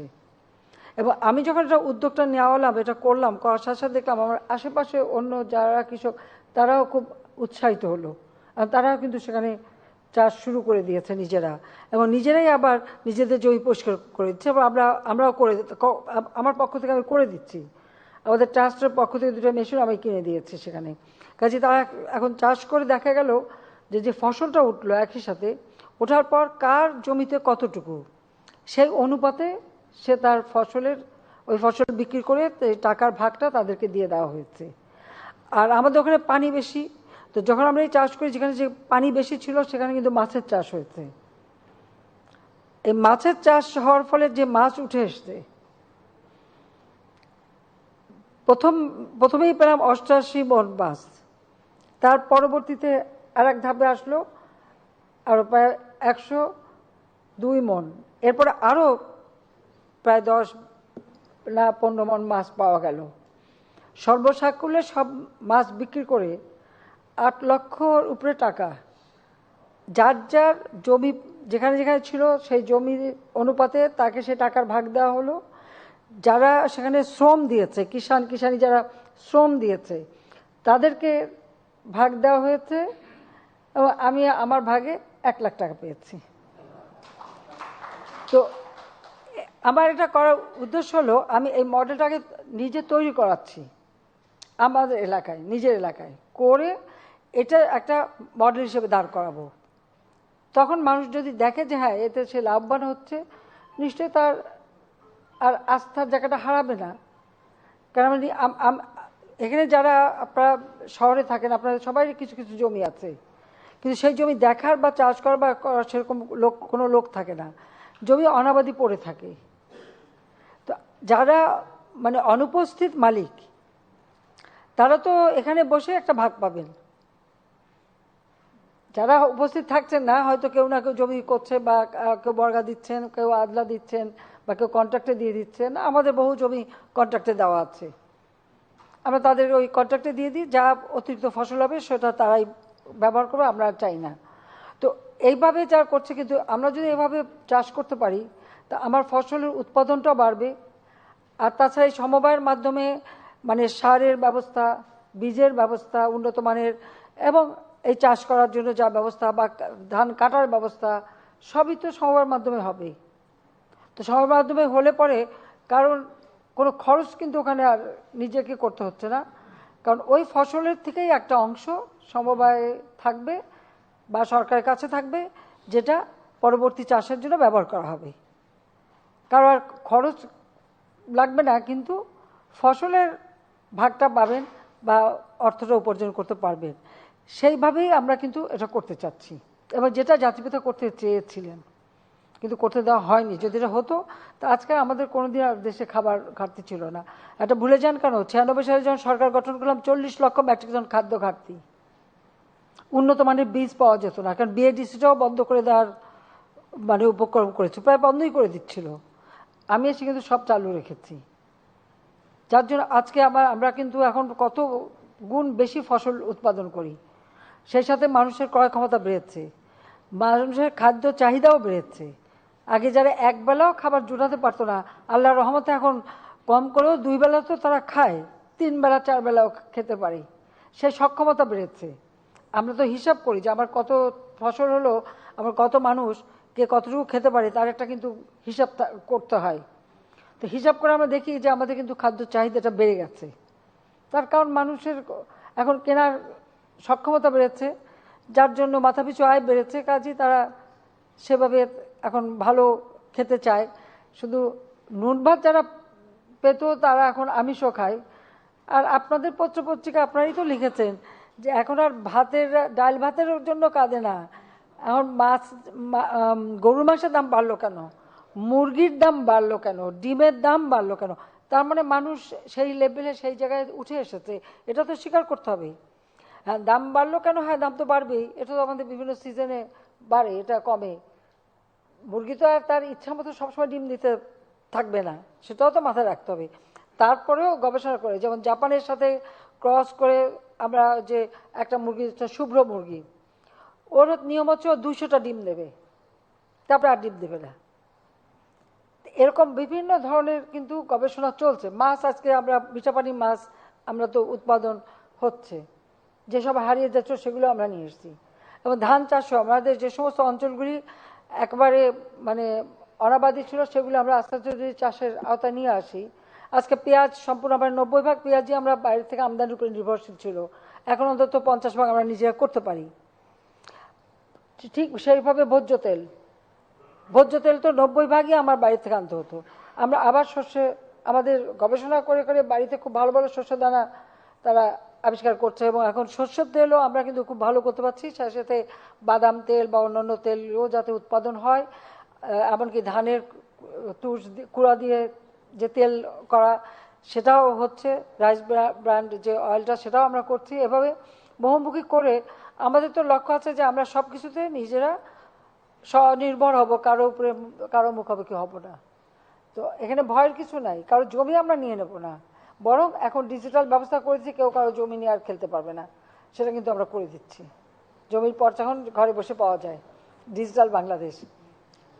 মাননীয় প্রধানমন্ত্রী, আপনাকে ধন্যবাদ। আমার নাম দীপ আজাদ, আমি নাগরিক টেলিভিশনে কাজ করি এবং বাংলাদেশ ফেডারেল সাংবাদিক ইউনিয়নের মহাসচিব। সব প্রশ্ন খালি সামনের থেকে আসে কেন, পিছনে নাই? মাননীয় প্রধানমন্ত্রী, আপনাকে ধন্যবাদ জানাচ্ছি। চান্স পায় না, আপনাকে এই জন্য ধন্যবাদ জানাচ্ছি যে আপনি বিশেষ একটা গুরুত্বপূর্ণ বিষয় এবারে সফরে উল্লেখ করেছেন, সেটি হচ্ছে যে স্বাস্থ্য খাতে বিনিয়োগের জন্য বাংলাদেশে থাইল্যান্ডের আমাদের প্রচুর মানুষ থাইল্যান্ডে চিকিৎসা নিতে যান। আর দ্বিতীয় একটি বিষয় আপনার দৃষ্টি আকর্ষণ করতে চাই, সেটি হচ্ছে যে নতুন একটি শ্রমবাজার হতে পারে থাইল্যান্ড, সেটির ব্যাপারে আপনার সরকার কোনো উদ্যোগ নেবে কিনা। এবং আমার মূল প্রশ্ন হচ্ছে যে গত জাতীয় সংসদ নির্বাচনকে উৎসব মুখর এবং ভোটারদের উপস্থিতি বাড়াতে, এবং যখন একটি বড় রাজনৈতিক দল তার নেতৃত্বে নির্বাচন বর্জন করলো, তখন আপনি একটি অভূতপূর্ব এবং অভিনব সিদ্ধান্ত নিলেন যে আপনার দলের মনোনীত বাইরেও মানে যেন মানুষ, আপনার দলের লোকরা যত সেখানে অংশগ্রহণ করতে পারে এবং লড়াই করতে পারে, এবং যার ফলে সেটি একটি ভোটের উৎসবে পরিণত হয়েছিল। আমার মূল প্রশ্ন হচ্ছে যে আপনি এবার উপজেলা নির্বাচনে একই পদ্ধতি আপনি নিয়েছেন এবং দলের প্রতীক দেননি, এবং সেই সাথে আপনার দলের মন্ত্রী, এমপি, তাদের স্বজনরা যাতে প্রভাব বিস্তার না করতে পারে, নির্বাচনে অংশ নিতে না পারে, বা তারা এই নির্বাচনকে নিজেদের মতো করে কর্তৃত্ব মানে নির্ধারণ না করতে পারে, সেই জন্য আপনি সিদ্ধান্ত দিয়েছিলেন। কিন্তু প্রথম দফা আপনার ইতিমধ্যে প্রত্যাহার হয়ে গেছে, দ্বিতীয় দফা প্রত্যাহার সম্পন্ন হয়ে গেছে, কিন্তু এই সিদ্ধান্ত দল পর্যায়ে আমরা দেখছি যে অনেকেই মানছেন না, কেউই মানেননি বলা যায়। এক্ষেত্রে আপনার দল কতজন, আপনার কাছে হিসাব আছে কতজন আছে? আবার দুই দফা মিলিয়ে আপনার আছে প্রায় হলো 37-38। আচ্ছা আচ্ছা, আর একটা হচ্ছে ফ্যামিলি ফর্মুলা কি, পারিবারিক ফর্মুলা কি? নিজে, ছেলে মেয়ে, স্ত্রী, এই তো। আপনার একটা হিসাব করেন তো কয়জন ছেলে মেয়ে আর কয়টা স্ত্রী দাঁড়িয়েছে? এর বাইরে তো আর পরিবার ধরা হয় না। হ্যাঁ, আমি বলেছি এটা, কারণ হচ্ছে আমরা চাচ্ছি ইলেকশনটা, আমাদের কথা হচ্ছে ইলেকশনটা প্রভাব মুক্ত যেন হয়, প্রভাব মুক্ত যেন হয়, মানুষ যেন স্বাধীনভাবে ভোটটা দিতে পারে, সেটাই হচ্ছে আমাদের লক্ষ্য। আবার আমাদের আওয়ামী লীগ যেহেতু আমরা করি, আমাদের অনেকে তো পরিবারের অনেকে তো দীর্ঘদিন ধরে এক একটা জায়গায় তারা আগেই নির্বাচন করে, মানে যিনি এমপি হয়েছেন তার বহু আগে থেকে নির্বাচন করে, কেউ ইউনিয়ন বোর্ডের চেয়ারম্যান বা ইউনিয়ন কাউন্সিল চেয়ারম্যান, কেউ উপজেলা চেয়ারম্যান, সেরকম তাদের তো ট্র্যাডিশনালি আছে। আর তাদেরকে আমরা মানা করি কি করে? তবে হ্যাঁ, এটা ঠিক যে হয়তো এক জায়গায় বউকে দিল, আর এক জায়গায় ছেলেকে দিল, আর এক জায়গায় এগুলি আসলে ঠিক না। কর্মীদেরও মূল্যায়ন করা উচিত। আমি সেটাই বলতে চেয়েছি আমাদের নেতা কর্মীদেরকে, যে কর্মীদেরও মূল্যায়ন করা উচিত, এবং সেখানে সব কিছু নিজেরাই নিয়ে নেব, একটা আর আমাদের নেতা কর্মীদের জন্য কিছু রাখবো না, এটা তো হয় না। সেই কথাটাই আমি বলতে চেয়েছি। আর যেন বেশি প্রভাব না ফেলে, এবং সবাই দাঁড়িয়েছে, ইলেকশন করছে, এবং এটা লক্ষ্যটা হলো নির্বাচনটা অর্থবহ করা। এখন অনেকগুলি রাজনৈতিক দল নির্বাচন বর্জন করছে, একসময় দেখা গেল সবাই বর্জন করে কেন? কারণ আসলে নির্বাচন করবার মতো সক্ষমতাই নাই। যে কোনো একটা নির্বাচন, আপনি যদি পার্লামেন্ট ইলেকশন করতে হলে আপনাকে তো পাবলিকের কাছে দেখাতে হবে যে আপনার পরবর্তী নেতৃত্বে কে আসবে, বা প্রধানমন্ত্রী কে হবে, বা নেতা কে হবে, একটা নেতা তো দেখাতে হবে। আপনার কাছে যদি এখন উপযুক্ত নেতা না থাকে, তখন তো আপনাকে একটা ছুতা খুঁজতে হয়। হ্যাঁ, ইলেকশন করলাম না, বিরাট ব্যাপার দেখালাম। বাস্তবতা তো সেইটাই, আমাদের দেশে তো ওইটাই হচ্ছে। এখন একটা সাজাপ্রাপ্ত আসামিকে যদি পাবলিকের কাছে দেখান, পাবলিক তো ওটা নেবে না। পলাতক আসামি, তাকে যদি দেখান, পাবলিক তো নেবে না। রাজনীতি করতে গেলে তো ঝুঁকি নিতে হয়। 75 সালে পরে আমাকে দেশে আসতে দেবে না, রেহানার তো পাসপোর্টটাও রিনিউ করে দেয়নি। যেখানে আমার বাবার খুনিরা পুরস্কারপ্রাপ্ত, যুদ্ধ অপরাধী, যাদের বিচার শুরু করেছিলেন জাতির পিতা বঙ্গবন্ধু শেখ মুজিব, যারা সাজাপ্রাপ্ত আসামি, তাদেরকে ছেড়ে দিয়ে রাজনীতি করার সুযোগ, তারাই মন্ত্রী, উপদেষ্টা ক্ষমতায়, খুনিরা ক্ষমতায়। ওই অবস্থায় তো আমি দেশে ফিরে এসেছি। হ্যাঁ, আমার জীবন ঝুঁকিপূর্ণ ছিল, বারবার আঘাত এসেছে, কিন্তু আমি বেঁচে গেছি। এটাই হয়তো অনেকের ভালো লাগেনি যে এতবার মারার চেষ্টার পরে বেঁচে গেলাম কেন। এই যে ঠাকুরমার ঝুলিতে আছে না, যে তবু মরিল না সতীনের পুত, ঠাকুরমার ঝুলির গল্প কিন্তু আছে, বারবার চেষ্টা করে কিন্তু মরে না। লাল কমল, নীল কমল, কত কাহিনী আছে। তো সেভাবে আমি বারবার, হ্যাঁ, বেঁচেও যাচ্ছি, ইলেকশন জিতে বারবার ক্ষমতায় এসেছি। আর আওয়ামী লীগ ক্ষমতা আসছে বলেই তো আজকে দেশের উন্নতিটা হয়েছে। আওয়ামী লীগ ক্ষমতা আসছে বলেই তো আজকে অন্ততপক্ষে বিশ্বব্যাপী মাথা উঁচু করে দাঁড়াবার বা কথা বলার একটা সুযোগ সৃষ্টি হয়েছে বাঙালিদের। আগে তো তা ছিল না। বাংলাদেশ শুনলেই বলতো, ও বন্যা, ঝড়, দুর্ভিক্ষ, গরিব, ভিক্ষুকের জাত, সেটাই তো বলতো। তো সেই দুর্নামটা ঘষাতে পেরেছি কি না, সেটাই হচ্ছে বড় কথা। আর নির্বাচন, ঠিক আছে, আরো অনেক দেশে তো নির্বাচন হচ্ছে, আমরা দেখব। আমরা অবজারভার টিমও পাঠাবো, দেখি কেমন নির্বাচন হয়। হ্যাঁ, সেখানকার মানুষ কীরকম ভোট দেয় আমরা দেখব। আমরা তো আমাদের চেষ্টা হচ্ছে আস্তে আস্তে এই প্রক্রিয়াটাকে আরও গণমুখী করা এবং আরও স্বচ্ছ করা। এই প্রথম আমরা আইন করে নির্বাচন কমিশন গঠন করেছি, আগে তো এটা কখনো করেনি।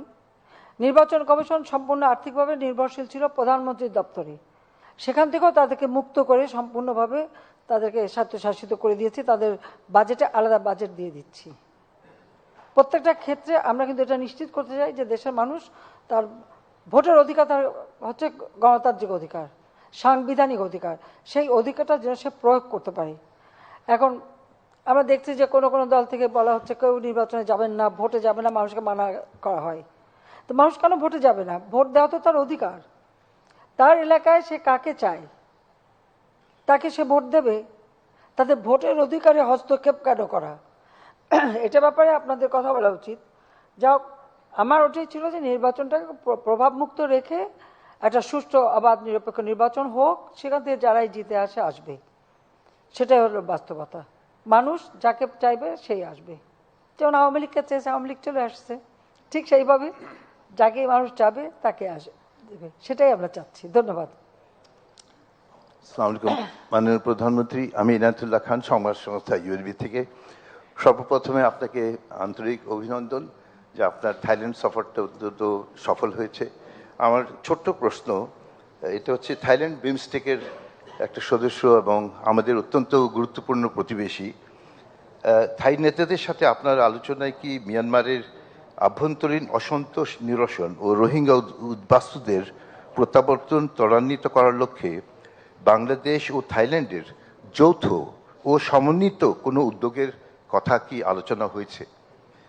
আর একটা প্রশ্ন হচ্ছে, বাংলাদেশ কয়েক বছর আগেই আসিয়ানের অ্যাসোসিয়েট মেম্বারশিপের জন্য আমরা আশা প্রকাশ করেছি, এবং এই ব্যাপারে থাইল্যান্ডের সমর্থনের বাংলাদেশের পক্ষে কি এই সদস্যপদ অর্জনের কোনো সম্ভাবনা রয়েছে? এই বিষয়টি কি আপনার আলোচনায় স্থান পেয়েছে? এই দুটো প্রশ্ন। আমি আমার বক্তব্যে কিন্তু এর উত্তর দিয়ে দিয়েছি। হ্যাঁ, আমরা অবজারভার টিম হিসেবে সেখানে আমাদের স্থান আছে। সদস্যপদ এটা অবশ্যই হতে পারলে ভালো, কিন্তু সেটা নির্ভর করে আসিয়ানের সাথে। তবুও আমরা কিন্তু সম্পৃক্ত আছে, একেবারে বিচ্ছিন্ন না। আর দ্বিতীয় হচ্ছে যে মিয়ানমারের সমস্যাটা সমাধানের জন্য থাইল্যান্ডের প্রাইম মিনিস্টারকে আমি অনুরোধ করেছি, এবং তিনি বলেছেন যে তিনি উদ্যোগ নেবেন এবং নিচ্ছেন তারা, এবং আরও উদ্যোগ নেবেন যাতে মিয়ানমারের অবস্থা পরিস্থিতি উন্নত হয় এবং রোহিঙ্গারা প্রত্যাবর্তন করতে পারে। সে ব্যাপারে আমাদের সাথে আলোচনা হয়েছে। মাননীয় প্রধানমন্ত্রী, আমার নাম ইবতিসাম নাসিম মৌ, আমি মাছরাঙা টেলিভিশনে বিশেষ প্রতিনিধি হিসেবে কাজ করছি। আসলে যেহেতু বাণিজ্য প্রতিমন্ত্রী এখানে আছেন, তাই একটু ভালো হবে নিশ্চয়ই, উনি নিশ্চয়ই আরো বলতে পারবেন কিনা। আপনার কাছেই প্রশ্ন আমার, সেটা হচ্ছে যে আমরা কৃষিতে এগিয়ে গেছি, খাদ্য ঘাটতি নেই, সব জায়গায় মনিটরিং হচ্ছে, কিন্তু দেখা যায় যে খাদ্যদ্রব্য বা দ্রব্যমূল্য বৃদ্ধি যখন অনেকটা হাতের মধ্যে চলে আসে, ঠিক তখনই আবার কোথায় জানি ফসকে যায়। এটা কি কোনো রাজনৈতিক কোনো কনস্পিরেসি আছে কি? জিনিসটা কি বুঝতে পারলাম না। জিনিসটা হচ্ছে যে যখন বাজার মনিটরিং করা হয় তখন মোটামুটি হচ্ছে খাদ্যদ্রব্য বা দ্রব্যমূল্য বৃদ্ধি সবকিছুই কিন্তু একটা কন্ট্রোলের মধ্যে চলে আসে।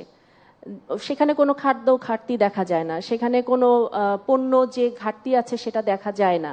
বা বাণিজ্য প্রতিমন্ত্রী উনি যখন মাঠে নামেন তখন দেখা যায় যে সবকিছুই নিয়ন্ত্রণের মধ্যে, কিন্তু পরবর্তীতে আবার কোনোভাবে কোনো সিন্ডিকেটের মাধ্যমে সেটা আবার বৃদ্ধি হয়ে যায়। এটা কি কোনো রাজনৈতিক কোনো কনস্পিরেসির অংশ কিনা, এটি একটি প্রশ্ন। আর দ্বিতীয় প্রশ্ন হচ্ছে যে এখন তো আসলে বিশ্বব্যাপী যুদ্ধ হচ্ছে, বাংলাদেশের জন্য নানাবিধ চ্যালেঞ্জ আসবে, কিন্তু দেখা যাচ্ছে যে আমরা বিভিন্ন অন্যান্য যে রাষ্ট্রগুলো আছে তাদের সাথে বাণিজ্য হচ্ছে, যেমন সৌদি আরবের 80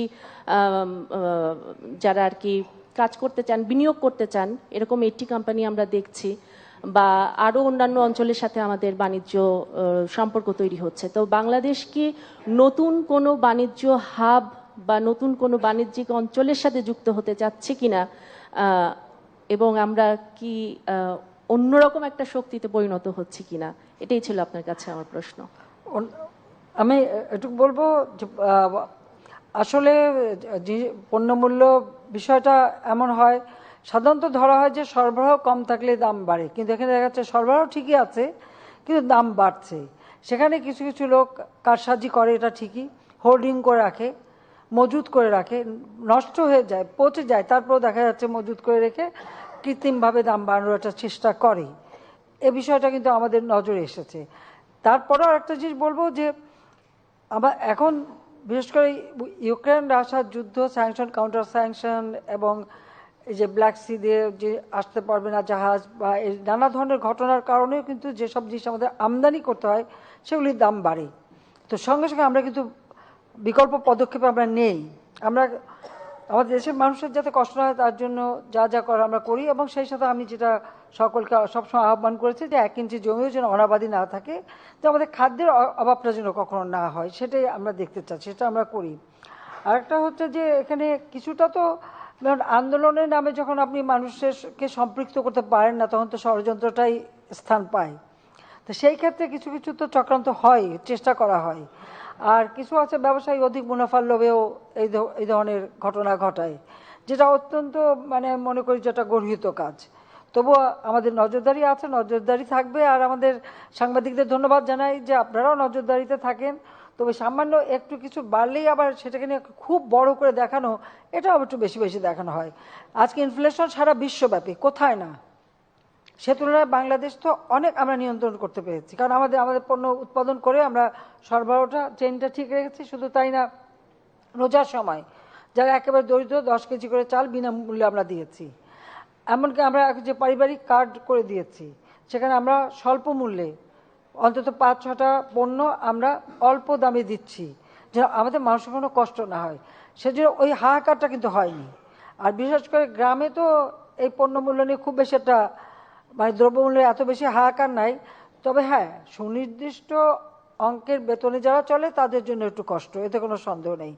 তারপরেও সেটাকে নিয়ন্ত্রণ রাখা, আর এই যে আমরা যে পারিবারিক কার্ড করে দিয়ে অল্প মূল্যে যাতে পণ্য কেনা যায় তার ব্যবস্থাটা যে করে দিচ্ছি, এতে মানুষটা অন্তত কিছুটা দম ছাড়ার সময় পাচ্ছে। আমাদের সেদিকটা আমাদের লক্ষ্য আছে। আর আমরা ব্যবসা বাণিজ্য এবং বন্ধুত্বের ক্ষেত্রে খুব স্বাভাবিক, বাংলাদেশের যে ভৌগোলিক অবস্থানটা, এটা খুব চমৎকার একটা অবস্থানে আমরা আছি।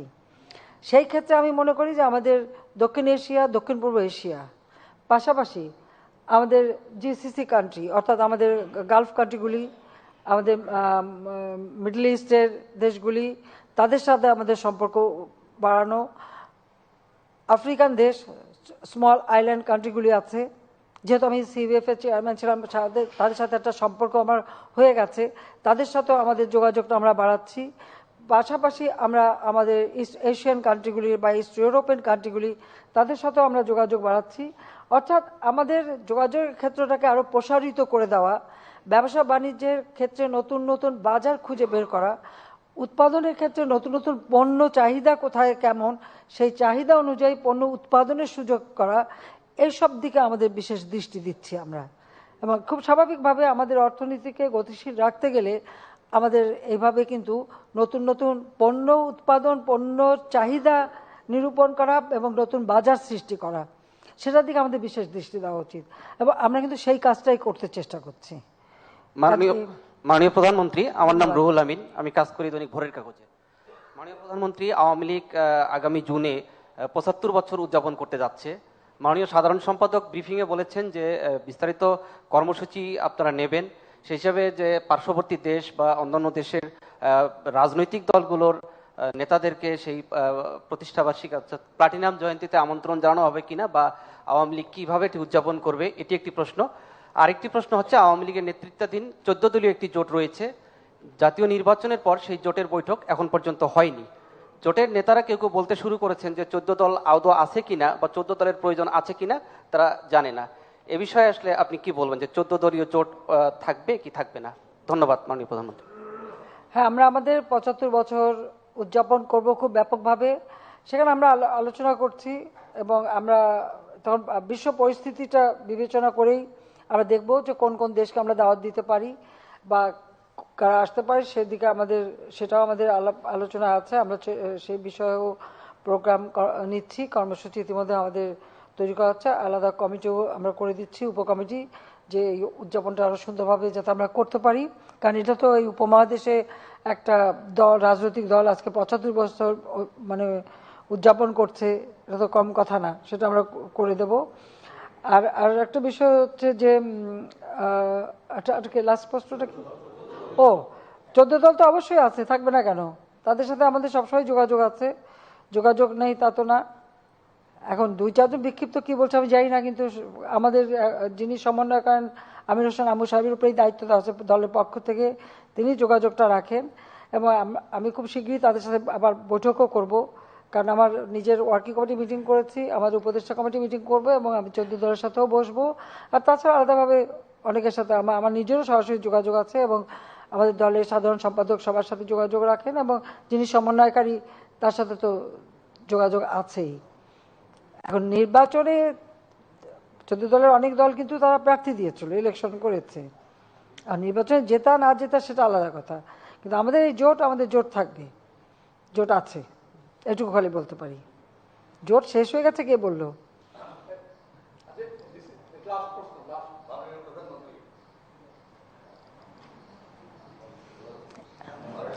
কি কোনো মহিলা সাংবাদিক নাই আজকে প্রশ্ন করার? একজনই মাত্র।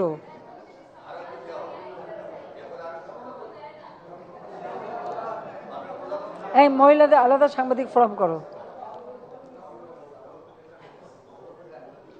হ্যাঁ হ্যাঁ বলেন।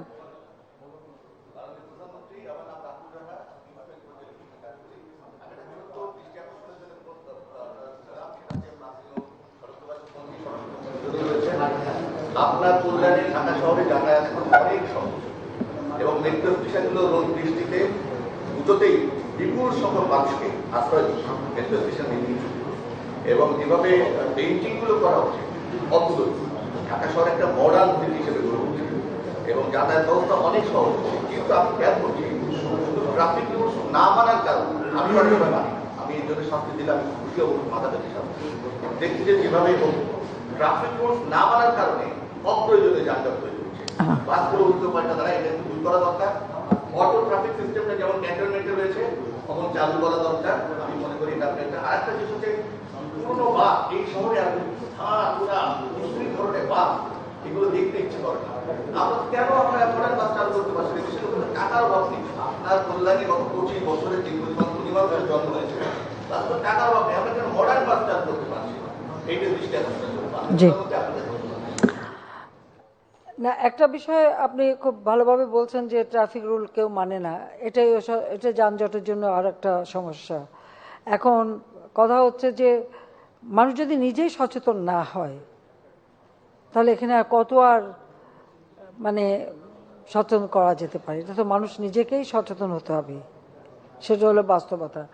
দ্বিতীয়টা হচ্ছে যে আমাদের কিন্তু আরো অনেকগুলি মানে প্রকল্প রয়ে গেছে পুরো ঢাকা শহর মিলে, কারণ আমরা এখন যেমন এক্সপ্রেসওয়ে বা মেট্রো রেল এগুলি আমরা করেছি, কিন্তু আরো এমনভাবে আমরা পুরো নেটওয়ার্কটা করতে চাই যেখানে শুধু যানজটই বন্ধ হবে না, এমনকি জেলার সাথে মানে বিভিন্ন জেলার সাথে দ্রুত যোগাযোগ করে সবাইকে আর ঢাকা শহরেই থাকতে হবে না, ঢাকার বাইরে উপশহরগুলিতে থাকবে বা অন্য নিজের জেলা থেকে এসে কাজ করতে পারবে। আর তাছাড়া ডিজিটাল পদ্ধতি তো আছে, সেভাবে করবে, সেটা আমরা যথাযথ চেষ্টা করে এক্ষেত্রে আমরা যথেষ্ট সাফল্য পেয়েছি। আর একটা কথা হচ্ছে যে একটা জিনিস তৈরি করে দিয়েছি, সেটাকে রক্ষণাবেক্ষণ করা, যত্ন করে ব্যবহার করা, এটা তো জনগণের দায়িত্ব।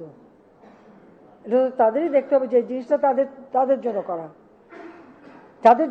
তারা নিজেরা যদি যত্নবান না হয় তাহলে কত আর মানে শেখানো যাবে বা এই ব্যাপারে ব্যবস্থা নেওয়া যাবে। কাজে এই ক্ষেত্রে আমি বলবো যে যা করে দিচ্ছে সেটাকে যত্নের সাথে ব্যবহার করলে পরে নিশ্চয়ই তার সুফল মানুষ পাবে, কারণ মানুষ পাচ্ছে। দ্বিতীয় হচ্ছে যে বাস, এখন বাস তো এটা তো বেসরকারি খাতে বাস, আর মালিকরা ভাঙাচোরা যদি চলতে পছন্দ করে বা চালাতে পছন্দ করে তো আমাদের কি করা আছে? হ্যাঁ, ফিটনেস আছে কিনা সেটা হয়তো থাকে।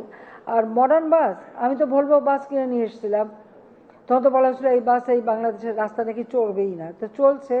কিন্তু এরপর যখন বিএনপি আসলো ক্ষমতায়, এই এতগুলি ভলভো বাসের একখানারও খবর নাই, সেগুলি এখন মানে একেবারে ইয়ে পড়ে ছিল। আমরা আর্টিকুলেট বাস নিয়ে আসলাম, আগুন দিয়ে পুড়িয়ে দিল বিএনপি, কয়েকটা বাসই তো পুড়িয়ে দিয়েছে। তো যেটাই করি, এবং 2013 সালে 13 আর 14তেই তো প্রায় 8300 বাস ট্রাক গাড়ি তারা পুড়িয়েছিল। আমি জানি না যদি তারা এখন আন্দোলনের নামে ভাঙা বাসগুলি মাঝে মাঝে নাকি পোড়ায়, তাও সেটা বোধহয় পোড়ালে কেউ ইন্স্যুরেন্সের টাকাটাও পেলো আর তাদের আন্দোলনও চললো, সেটাও অনেক সময় করে। তবে নতুন বাসগুলি যেন না পোড়ায়, আমরা আনি কষ্ট করে, ওরা ধ্বংস করে, এটাই তো ওদের কাজ। যাই হোক, এখন মডার্ন বাস তো আছে, একেবারে নাই তা না, কিন্তু অনেকে তো বাসে আগুন দিয়ে পুড়িয়ে, সেই দিন তো কতগুলি বাস একসাথে পুড়িয়ে ফেললো, যার ফলে মানুষ তো তার ব্যবসাটা বসে গেল। ঠিক ঈদের আগেই তো এই ঘটনাটা ঘটলো। এইগুলি, এই ধ্বংসাত্মক কাজগুলি যাতে না হয় সেদিকে সচেতনতা। আর আপনাদের কাছে অনুরোধ থাকবে যে আপনারাও একটু জনসচেতনতা গড়ে তোলেন। মেট্রো রেল থেকে শুরু করে যেটাই তারা ব্যবহার করে সেটা যেন যত্নের সাথে করে। যত্নের সাথে করলে পরে এটা দীর্ঘস্থায়ী হবে, মানুষ সুফল পেতে থাকবে। আর তা নাহলে যার যার ভোগান্তি তাকে ভুগতে হবে, আমরা কত করব, সেটা তো ব্যাপার। তো আমরা আমাদের চেষ্টা করে যাচ্ছি। ঠিক আছে, আর কি আর আছে কারো কোনো প্রশ্ন? আর কোন না,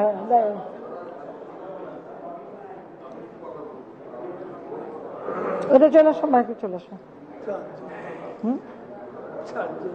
হ্যাঁ দেখ, অসুবিধা নেই, একটা 4টের সময় প্রোগ্রাম। এই মুহূর্তে প্রধানমন্ত্রী তাপপ্রবাহে মানুষ অতিষ্ঠ। আপনি প্রাকৃতিক এবং মনুষ্য সৃষ্টি দুর্যোগ মোকাবেলা করে আসছেন এবং প্রতিশ্রুতিও দিয়ে যাচ্ছেন এগুলির মোকাবেলা হবে।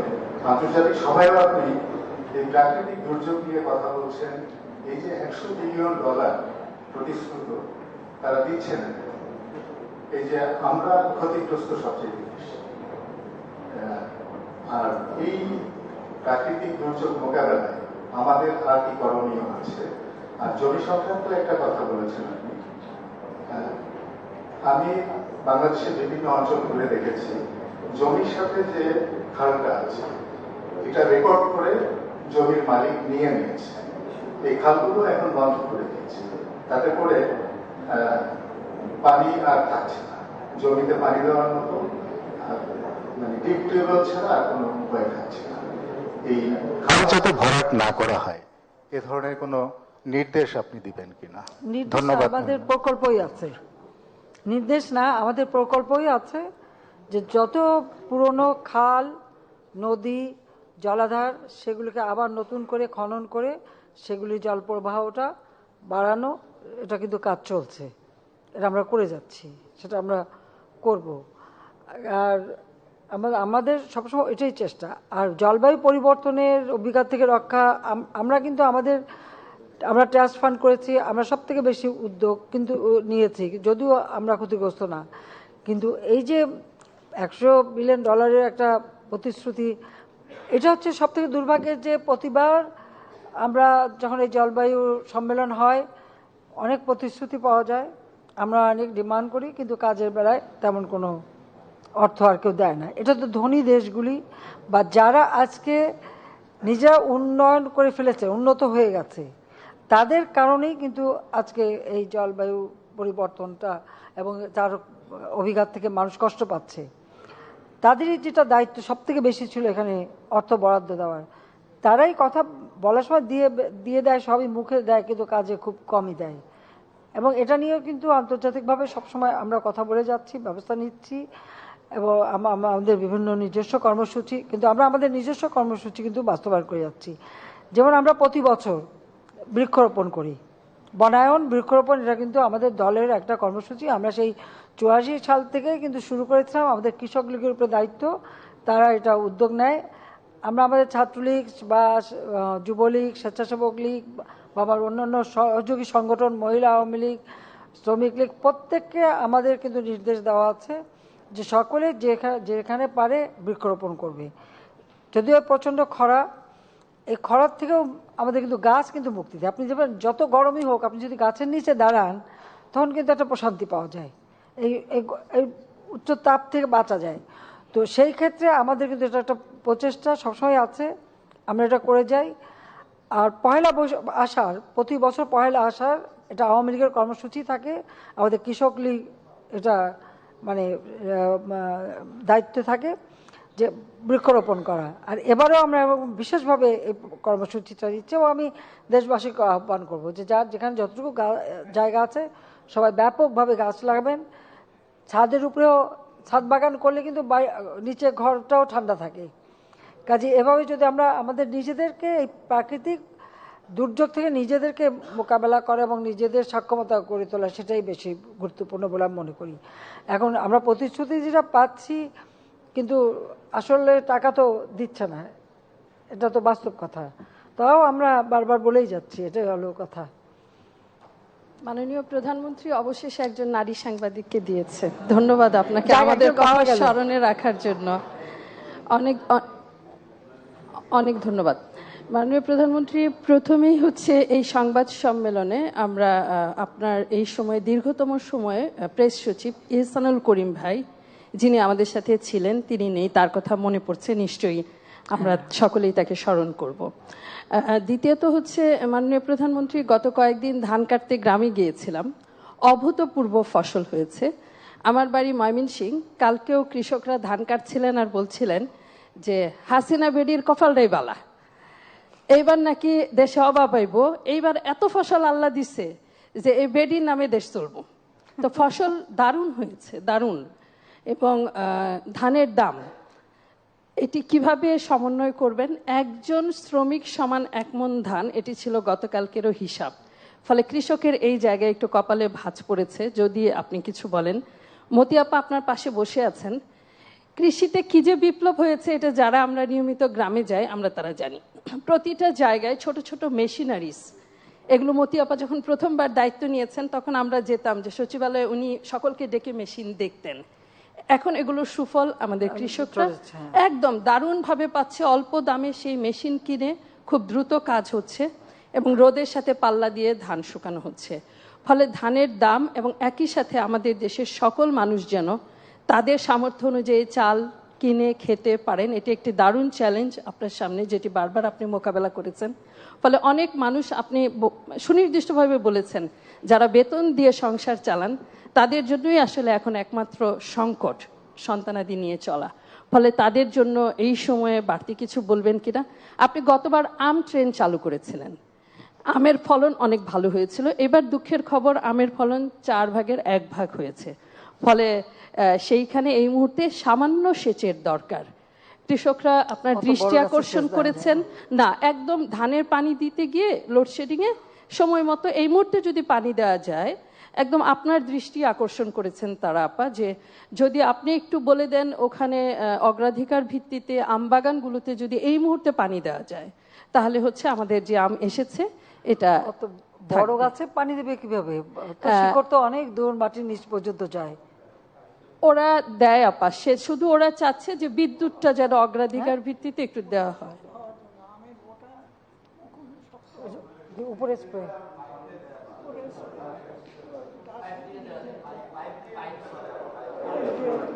ওতে খুব একটা কাজ হয় বলে তো মনে হয় না। এটা এত বড় শিকড়, এত জ্বর, এত নিচে পর্যন্ত গভীর থেকে তারা পানি নিয়ে নেয়। আর বৃষ্টি হলে তখন এবারে আমাদের ইতিমধ্যে কিন্তু হাওড়ের ধান প্রায় কাটা শেষ। গত পরশু পর্যন্ত আমি জানি 80% ধান কাটা হয়ে গেছে, বাকি তো এতদিন হয়ে যাচ্ছে। আর চলন বিল সহ বিল অঞ্চলেও কিন্তু ধান কাটা খুব দ্রুত চলছে, কারণ এখন তো মেশিনেই বেশি, খুব বেশি এটা শ্রমিক ভাড়া করতে হচ্ছে না, যেটা যন্ত্রের মাধ্যমে করে ফেলছে।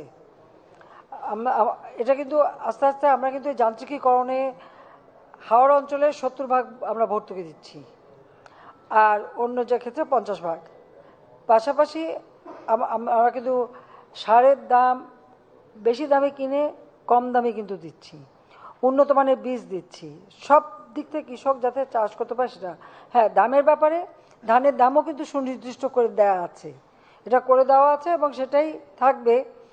আর চালের ব্যাপারে এখন চালের দাম কখনো বাড়ে কখনো কমে। আবার আগে যারা একেবারে মোটা চাল খেত এখন হয়তো তারা মোটা চাল খায় না, একটু মাঝারিটা খায়, তখন আবার ওটার দাম বাড়ে। তো সেখানে কৃষক এটা এই জায়গাটা খুব একটা মানে খুবই একটা সন্ধিক্ষণে থাকা হয়, যেটা হলো দাম যদি বেশি কমে কৃষক তার মানে ফসল ফলানোটা আগ্রহ হারাবে, আর যদি কৃষক ন্যায্য দামটা পায় সে দ্বিগুণ ফসল ফলাবে। আবার দাম বাড়লে পরে যার সুনির্দিষ্ট পয়সা চলে তাদের কিনে খেতে কষ্ট হবে। এই জায়গাটা বিবেচনা করেই তো আমরা এই যে পারিবারিক কার্ডের ব্যবস্থা করে দিয়েছি। এখন যেমন ধান উঠে গেছে এবং আমাদের কিন্তু সবসময় হাতে একটা মজুদ থাকে, আপৎকালীন সময়টা মোকাবেলা করার জন্য আমরা একটা মজুদ রাখি এবং সেটা এখনও আছে, সবসময় থাকবে। আবার যখন এই যে এখন বড় উঠবে আমাদের তো কিছু গুদাম খালি করতেই হবে, যেটা আমরা এই যে রোজার সময় ব্যাপকভাবে খাবার বিলি করলাম, বিলি করে আমাদের কিছুটা জায়গা তৈরি করতে হলো। কারণ প্রত্যেকটা গুদামের উপরে নজর রাখা, যেগুলি নিচের দিকে থাকে সেগুলি উপরে তুলে নিয়ে আসা, সেগুলি দ্রুত দিয়ে দেওয়া, কোন চালটা কতদিন টিকবে সেটা হিসাব করে সেই অনুপাতে মানুষের মাঝে বিলি করা, এই সব কাজগুলি কিন্তু আমরা করে যাই।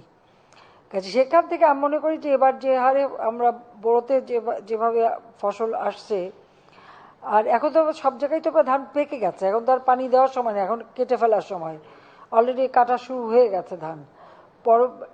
পরবর্তীতে আমাদের পরবর্তী ফসল কোথায় আবার কি সেটা আমরা উদ্যোগ নিচ্ছি। এখন আমাদের গবেষণার ফলে কৃষি সাফল্য অনেক বেশি, এখন আর কোনো জমি খালি থাকে না, এটা হলো বাস্তব। আর তরি তরকারি ফলমূলও তো খুব ভালো হচ্ছে, সব কিছুই হচ্ছে। এই খরাটা এটা একটা সাময়িকভাবে আসছে, এটা ঠিক। তো মনে হয় আস্তে আস্তে আমরা এখান থেকেও মুক্তি পাবো। তবে আমাদের দেশে তো সবসময় গ্রীষ্মকাল, আমাদের ছোট নদী চলে বাঁকে বাঁকে, বৈশাখ মাসে তার হাঁটু জল থাকে, পার হয় কত গাড়ি কি পার হয়।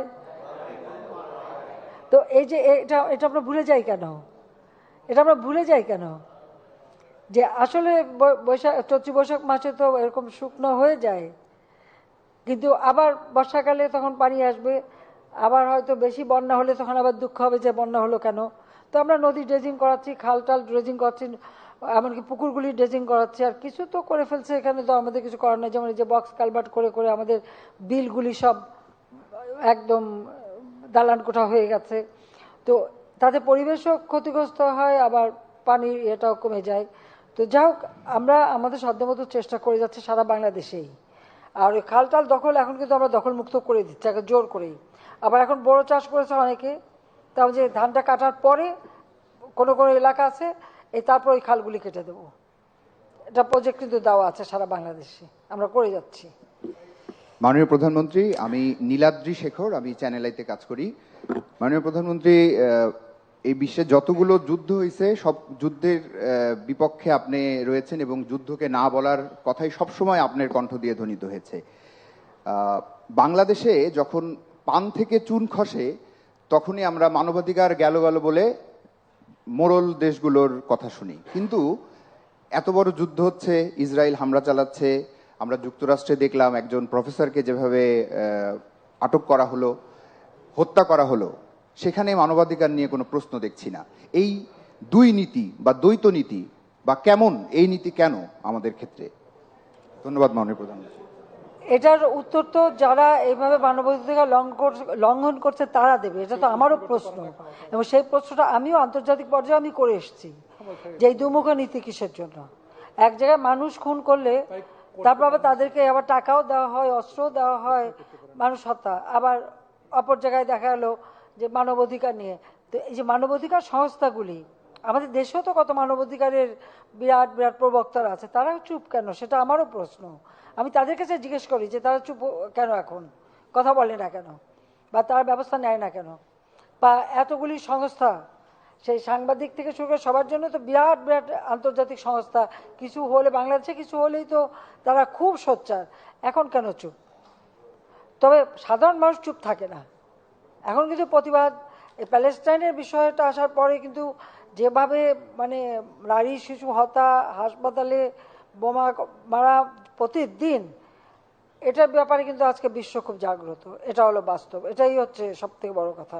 হ্যাঁ, ওরা অ্যারেস্ট করছে আর সেটা নাকি তাদের গণতান্ত্রিক প্রক্রিয়া। তো সেটা আমি শুরুতেই বললাম, এই গণতান্ত্রিক প্রক্রিয়া আমরা সামনে আমরাও করবো আর কি। তা আমি এটাই বলবো যে এইভাবে মানবাধিকার লঙ্ঘন আমি সবসময়, কারণ আমরা ভুক্তভোগী, যুদ্ধের ভয়াবহতা আমি নিজের চোখে দেখেছি, আমরা বন্দিখানায় ছিলাম, আবার রিফিউজি হিসেবে থাকার অভিজ্ঞতাও আছে। আমি এর জন্য যেখানে সুযোগ পাই আমার নিজের অভিজ্ঞতা তুলে ধরেই আমি মানুষকে বোঝাতে চেষ্টা করি যে কেন আমি এই যুদ্ধের বিরুদ্ধে, কেন আমরা শান্তিপূর্ণভাবে সব সমাধান করতে পারি না, সেটাই হচ্ছে আমার প্রশ্ন। আমরা বাংলাদেশ কিন্তু আমরা করেছি, আমাদের প্রতিবেশী দেশের সাথে এক এক করে যা সমস্যা ছিল আমরা কিন্তু সমাধান করেছি, কাজেই সেটা কিন্তু আমরা আলোচনার মাধ্যমে করেছি। এই ক্ষেত্রে আমি মনে করি যে এখন আসলে এখানে সবচেয়ে বড় কথা হলো অস্ত্র উৎপাদন, অস্ত্র বিক্রিটাই হচ্ছে সব থেকে বড় জিনিস। তো আমি সেটাও বলেছি যে এই অস্ত্র প্রতিযোগিতাটা বন্ধ করে এই টাকাটা বরং মানুষের কল্যাণে বা জলবায়ু পরিবর্তনের ফান্ডে দিয়ে দেন। আমি সেটাও বলে আসছি যে এই অস্ত্র প্রতিযোগিতা না করে বরং ওই টাকাটা জলবায়ু পরিবর্তনের ফান্ডে দিলে অন্তত যে দেশগুলি জলবায়ু পরিবর্তনের ফলে ক্ষতিগ্রস্ত তারা লাভবান হবে, তারা জীবন জীবিকা বাঁচাতে পারবে। আমি যেখানে পাচ্ছি বলে যাব আমি, এটা ঠিক। তো সবাইকে অনেক অনেক ধন্যবাদ, সবার জন্য একটু ধন্যবাদ। আমি একটু আপ্যায়নের ব্যবস্থা, সাংবাদিকবৃন্দ আপনাদের জন্য বাইরে আপ্যায়নের ব্যবস্থা আছে। আপনাকে অসংখ্য শ্রদ্ধা জানাচ্ছি আমাদেরকে ডাকার জন্য। আমার ছোট্ট প্রশ্ন সেটি হচ্ছে যে আপনি এখানে লিখেছেন যে India Myanmar Thailand trial highway, এটার ব্যাপারে আমাদের খুব জানবার আগ্রহ আছে, এটা জানতে চাই, এখন না জানালেও চলবে। আর দ্বিতীয়ত আমার বাড়ি ফরিদপুর, আমার আদার বাড়ি মধুখালীতে বঙ্গেশ্বরদী গ্রামে। এর মধ্যে যে ঘটনাটি ঘটেছিল মধুখালীতে, সেখানে আপনার যে ভূমিকা, আপনার সরকারের যে ভূমিকা, তার জন্য অসংখ্য ধন্যবাদ জানাচ্ছি, কৃতজ্ঞতা জানাচ্ছি। বিষয়টি এই কারণে কৃতজ্ঞতা জানাবো যে আমরা যে দেশে বাস করি, যে ভূখণ্ডে বাস করি এবং যে মুক্তিযুদ্ধ আমরা করেছি সম্প্রীতির বাংলাদেশের জন্য, অসাম্প্রদায়িক বাংলাদেশের জন্য, গণতান্ত্রিক বাংলাদেশের জন্য, ধর্মনিরপেক্ষ বাংলাদেশের জন্য, সেই জিনিসটি যে আপনার নেতৃত্বে আমরা দেখতে পাচ্ছি, এই জন্য আপনাকে প্রশংসা করি, ধন্যবাদ জানাই, কৃতজ্ঞতা জানাই। ধন্যবাদ। আপনি যে ইসের কথা বললেন, মূলত ভুটান থেকে থাইল্যান্ড পর্যন্ত একটা সড়ক যোগাযোগ ব্যবস্থা হওয়ার কথা, যেটা তখন প্রস্তাব করেছিল বাংলাদেশের ভিতর থেকে যাবে। তখন খালেদা জি এটা নাকচ করে দেয়। যখন নাকচ করে তখন আমি বলছিলাম যখন মডার্ন টেকনোলজি চলে আসবে, পাহাড়ের ভিতর থেকেই রাস্তা বের করে নিয়ে যাবে, বাংলাদেশের বোকাবোকি হয়ে তাদের থাকতে হবে না, কিন্তু বাংলাদেশের ভিতর থেকে যদি হয় আমরা এটার সঙ্গে যুক্ত থাকলাম, আমরাই লাভবান হবো বেশি। তখন কিন্তু বিএনপি দেয়নি, খালেদা জি এটা নাকচ করে দিয়েছিল। তো আমরা এখন যখন থাইল্যান্ডকে বলছে আমরা তাদের সাথে যুক্ত থাকতে চাই, এটা ভারতকেও বলা আছে, তাদেরকেও বলছি যে আমরা এটার সাথে যুক্ত থাকতে চাই, আমরা ওরকম এর থেকে বাইরে চলে আসতে চাই না। আর একটা ব্যাপারেও আমাদের ক্ষতিগ্রস্ত করে গেছে বিএনপি, সেটা যেমন মিয়ানমারের যে গ্যাস, এই গ্যাস কয়েকটি দেশ মিলে কিন্তু সেখানে বিনিয়োগ করে, কিন্তু সেই গ্যাসটা ইন্ডিয়া যখন নিতে চায়, ইন্ডিয়াকে নিতে হলে বাংলাদেশের ভিতর থেকে নিতে হবে। আবার আমার কথা ছিল যে বাংলাদেশের ভিতর থেকে আমি নিতে দেব, কিন্তু আমাকে একটা অংশ দিয়ে দেবে, আমাদের একটা অংশ রেখে আমরা দেব। এবার সেটা চাইলে আমরা পেতাম, যদি পেতাম তাহলে কিন্তু আজকে আমার এই চট্টগ্রাম ওই অঞ্চলে কোনো গ্যাসের অভাবই হতো না, কারণ এখানে এত পরিমাণ গ্যাস, সেটাও খালেদা জিয়া নাকচ করে দিয়েছিল। যা ফলাফলটা কি, সমস্ত গ্যাস পাইপলাইন করে চীন নিয়ে যাচ্ছে, পুরা চীন কিন্তু সমস্ত গ্যাসটা নিচ্ছে, কেউ আর নিতে পারছে না। এখানে ভারতেরও বিনিয়োগ ছিল, জাপানের ছিল, মিয়ানমার, চায়না, সকলে, কিন্তু সেখানে আমরা আমাদের দেশের জন্য তো পরবর্তীতে আমি চেষ্টাও করেছিলাম যে ওখানে কিছু পাওয়া যায় কিনা, তো একবার চলে গেলে আর তো পাওয়া যায় না। তো দেশের জন্য কত বড় একটা সর্বনাশ করে দিয়ে গেছে সেটা একবার একটু চিন্তা করেন।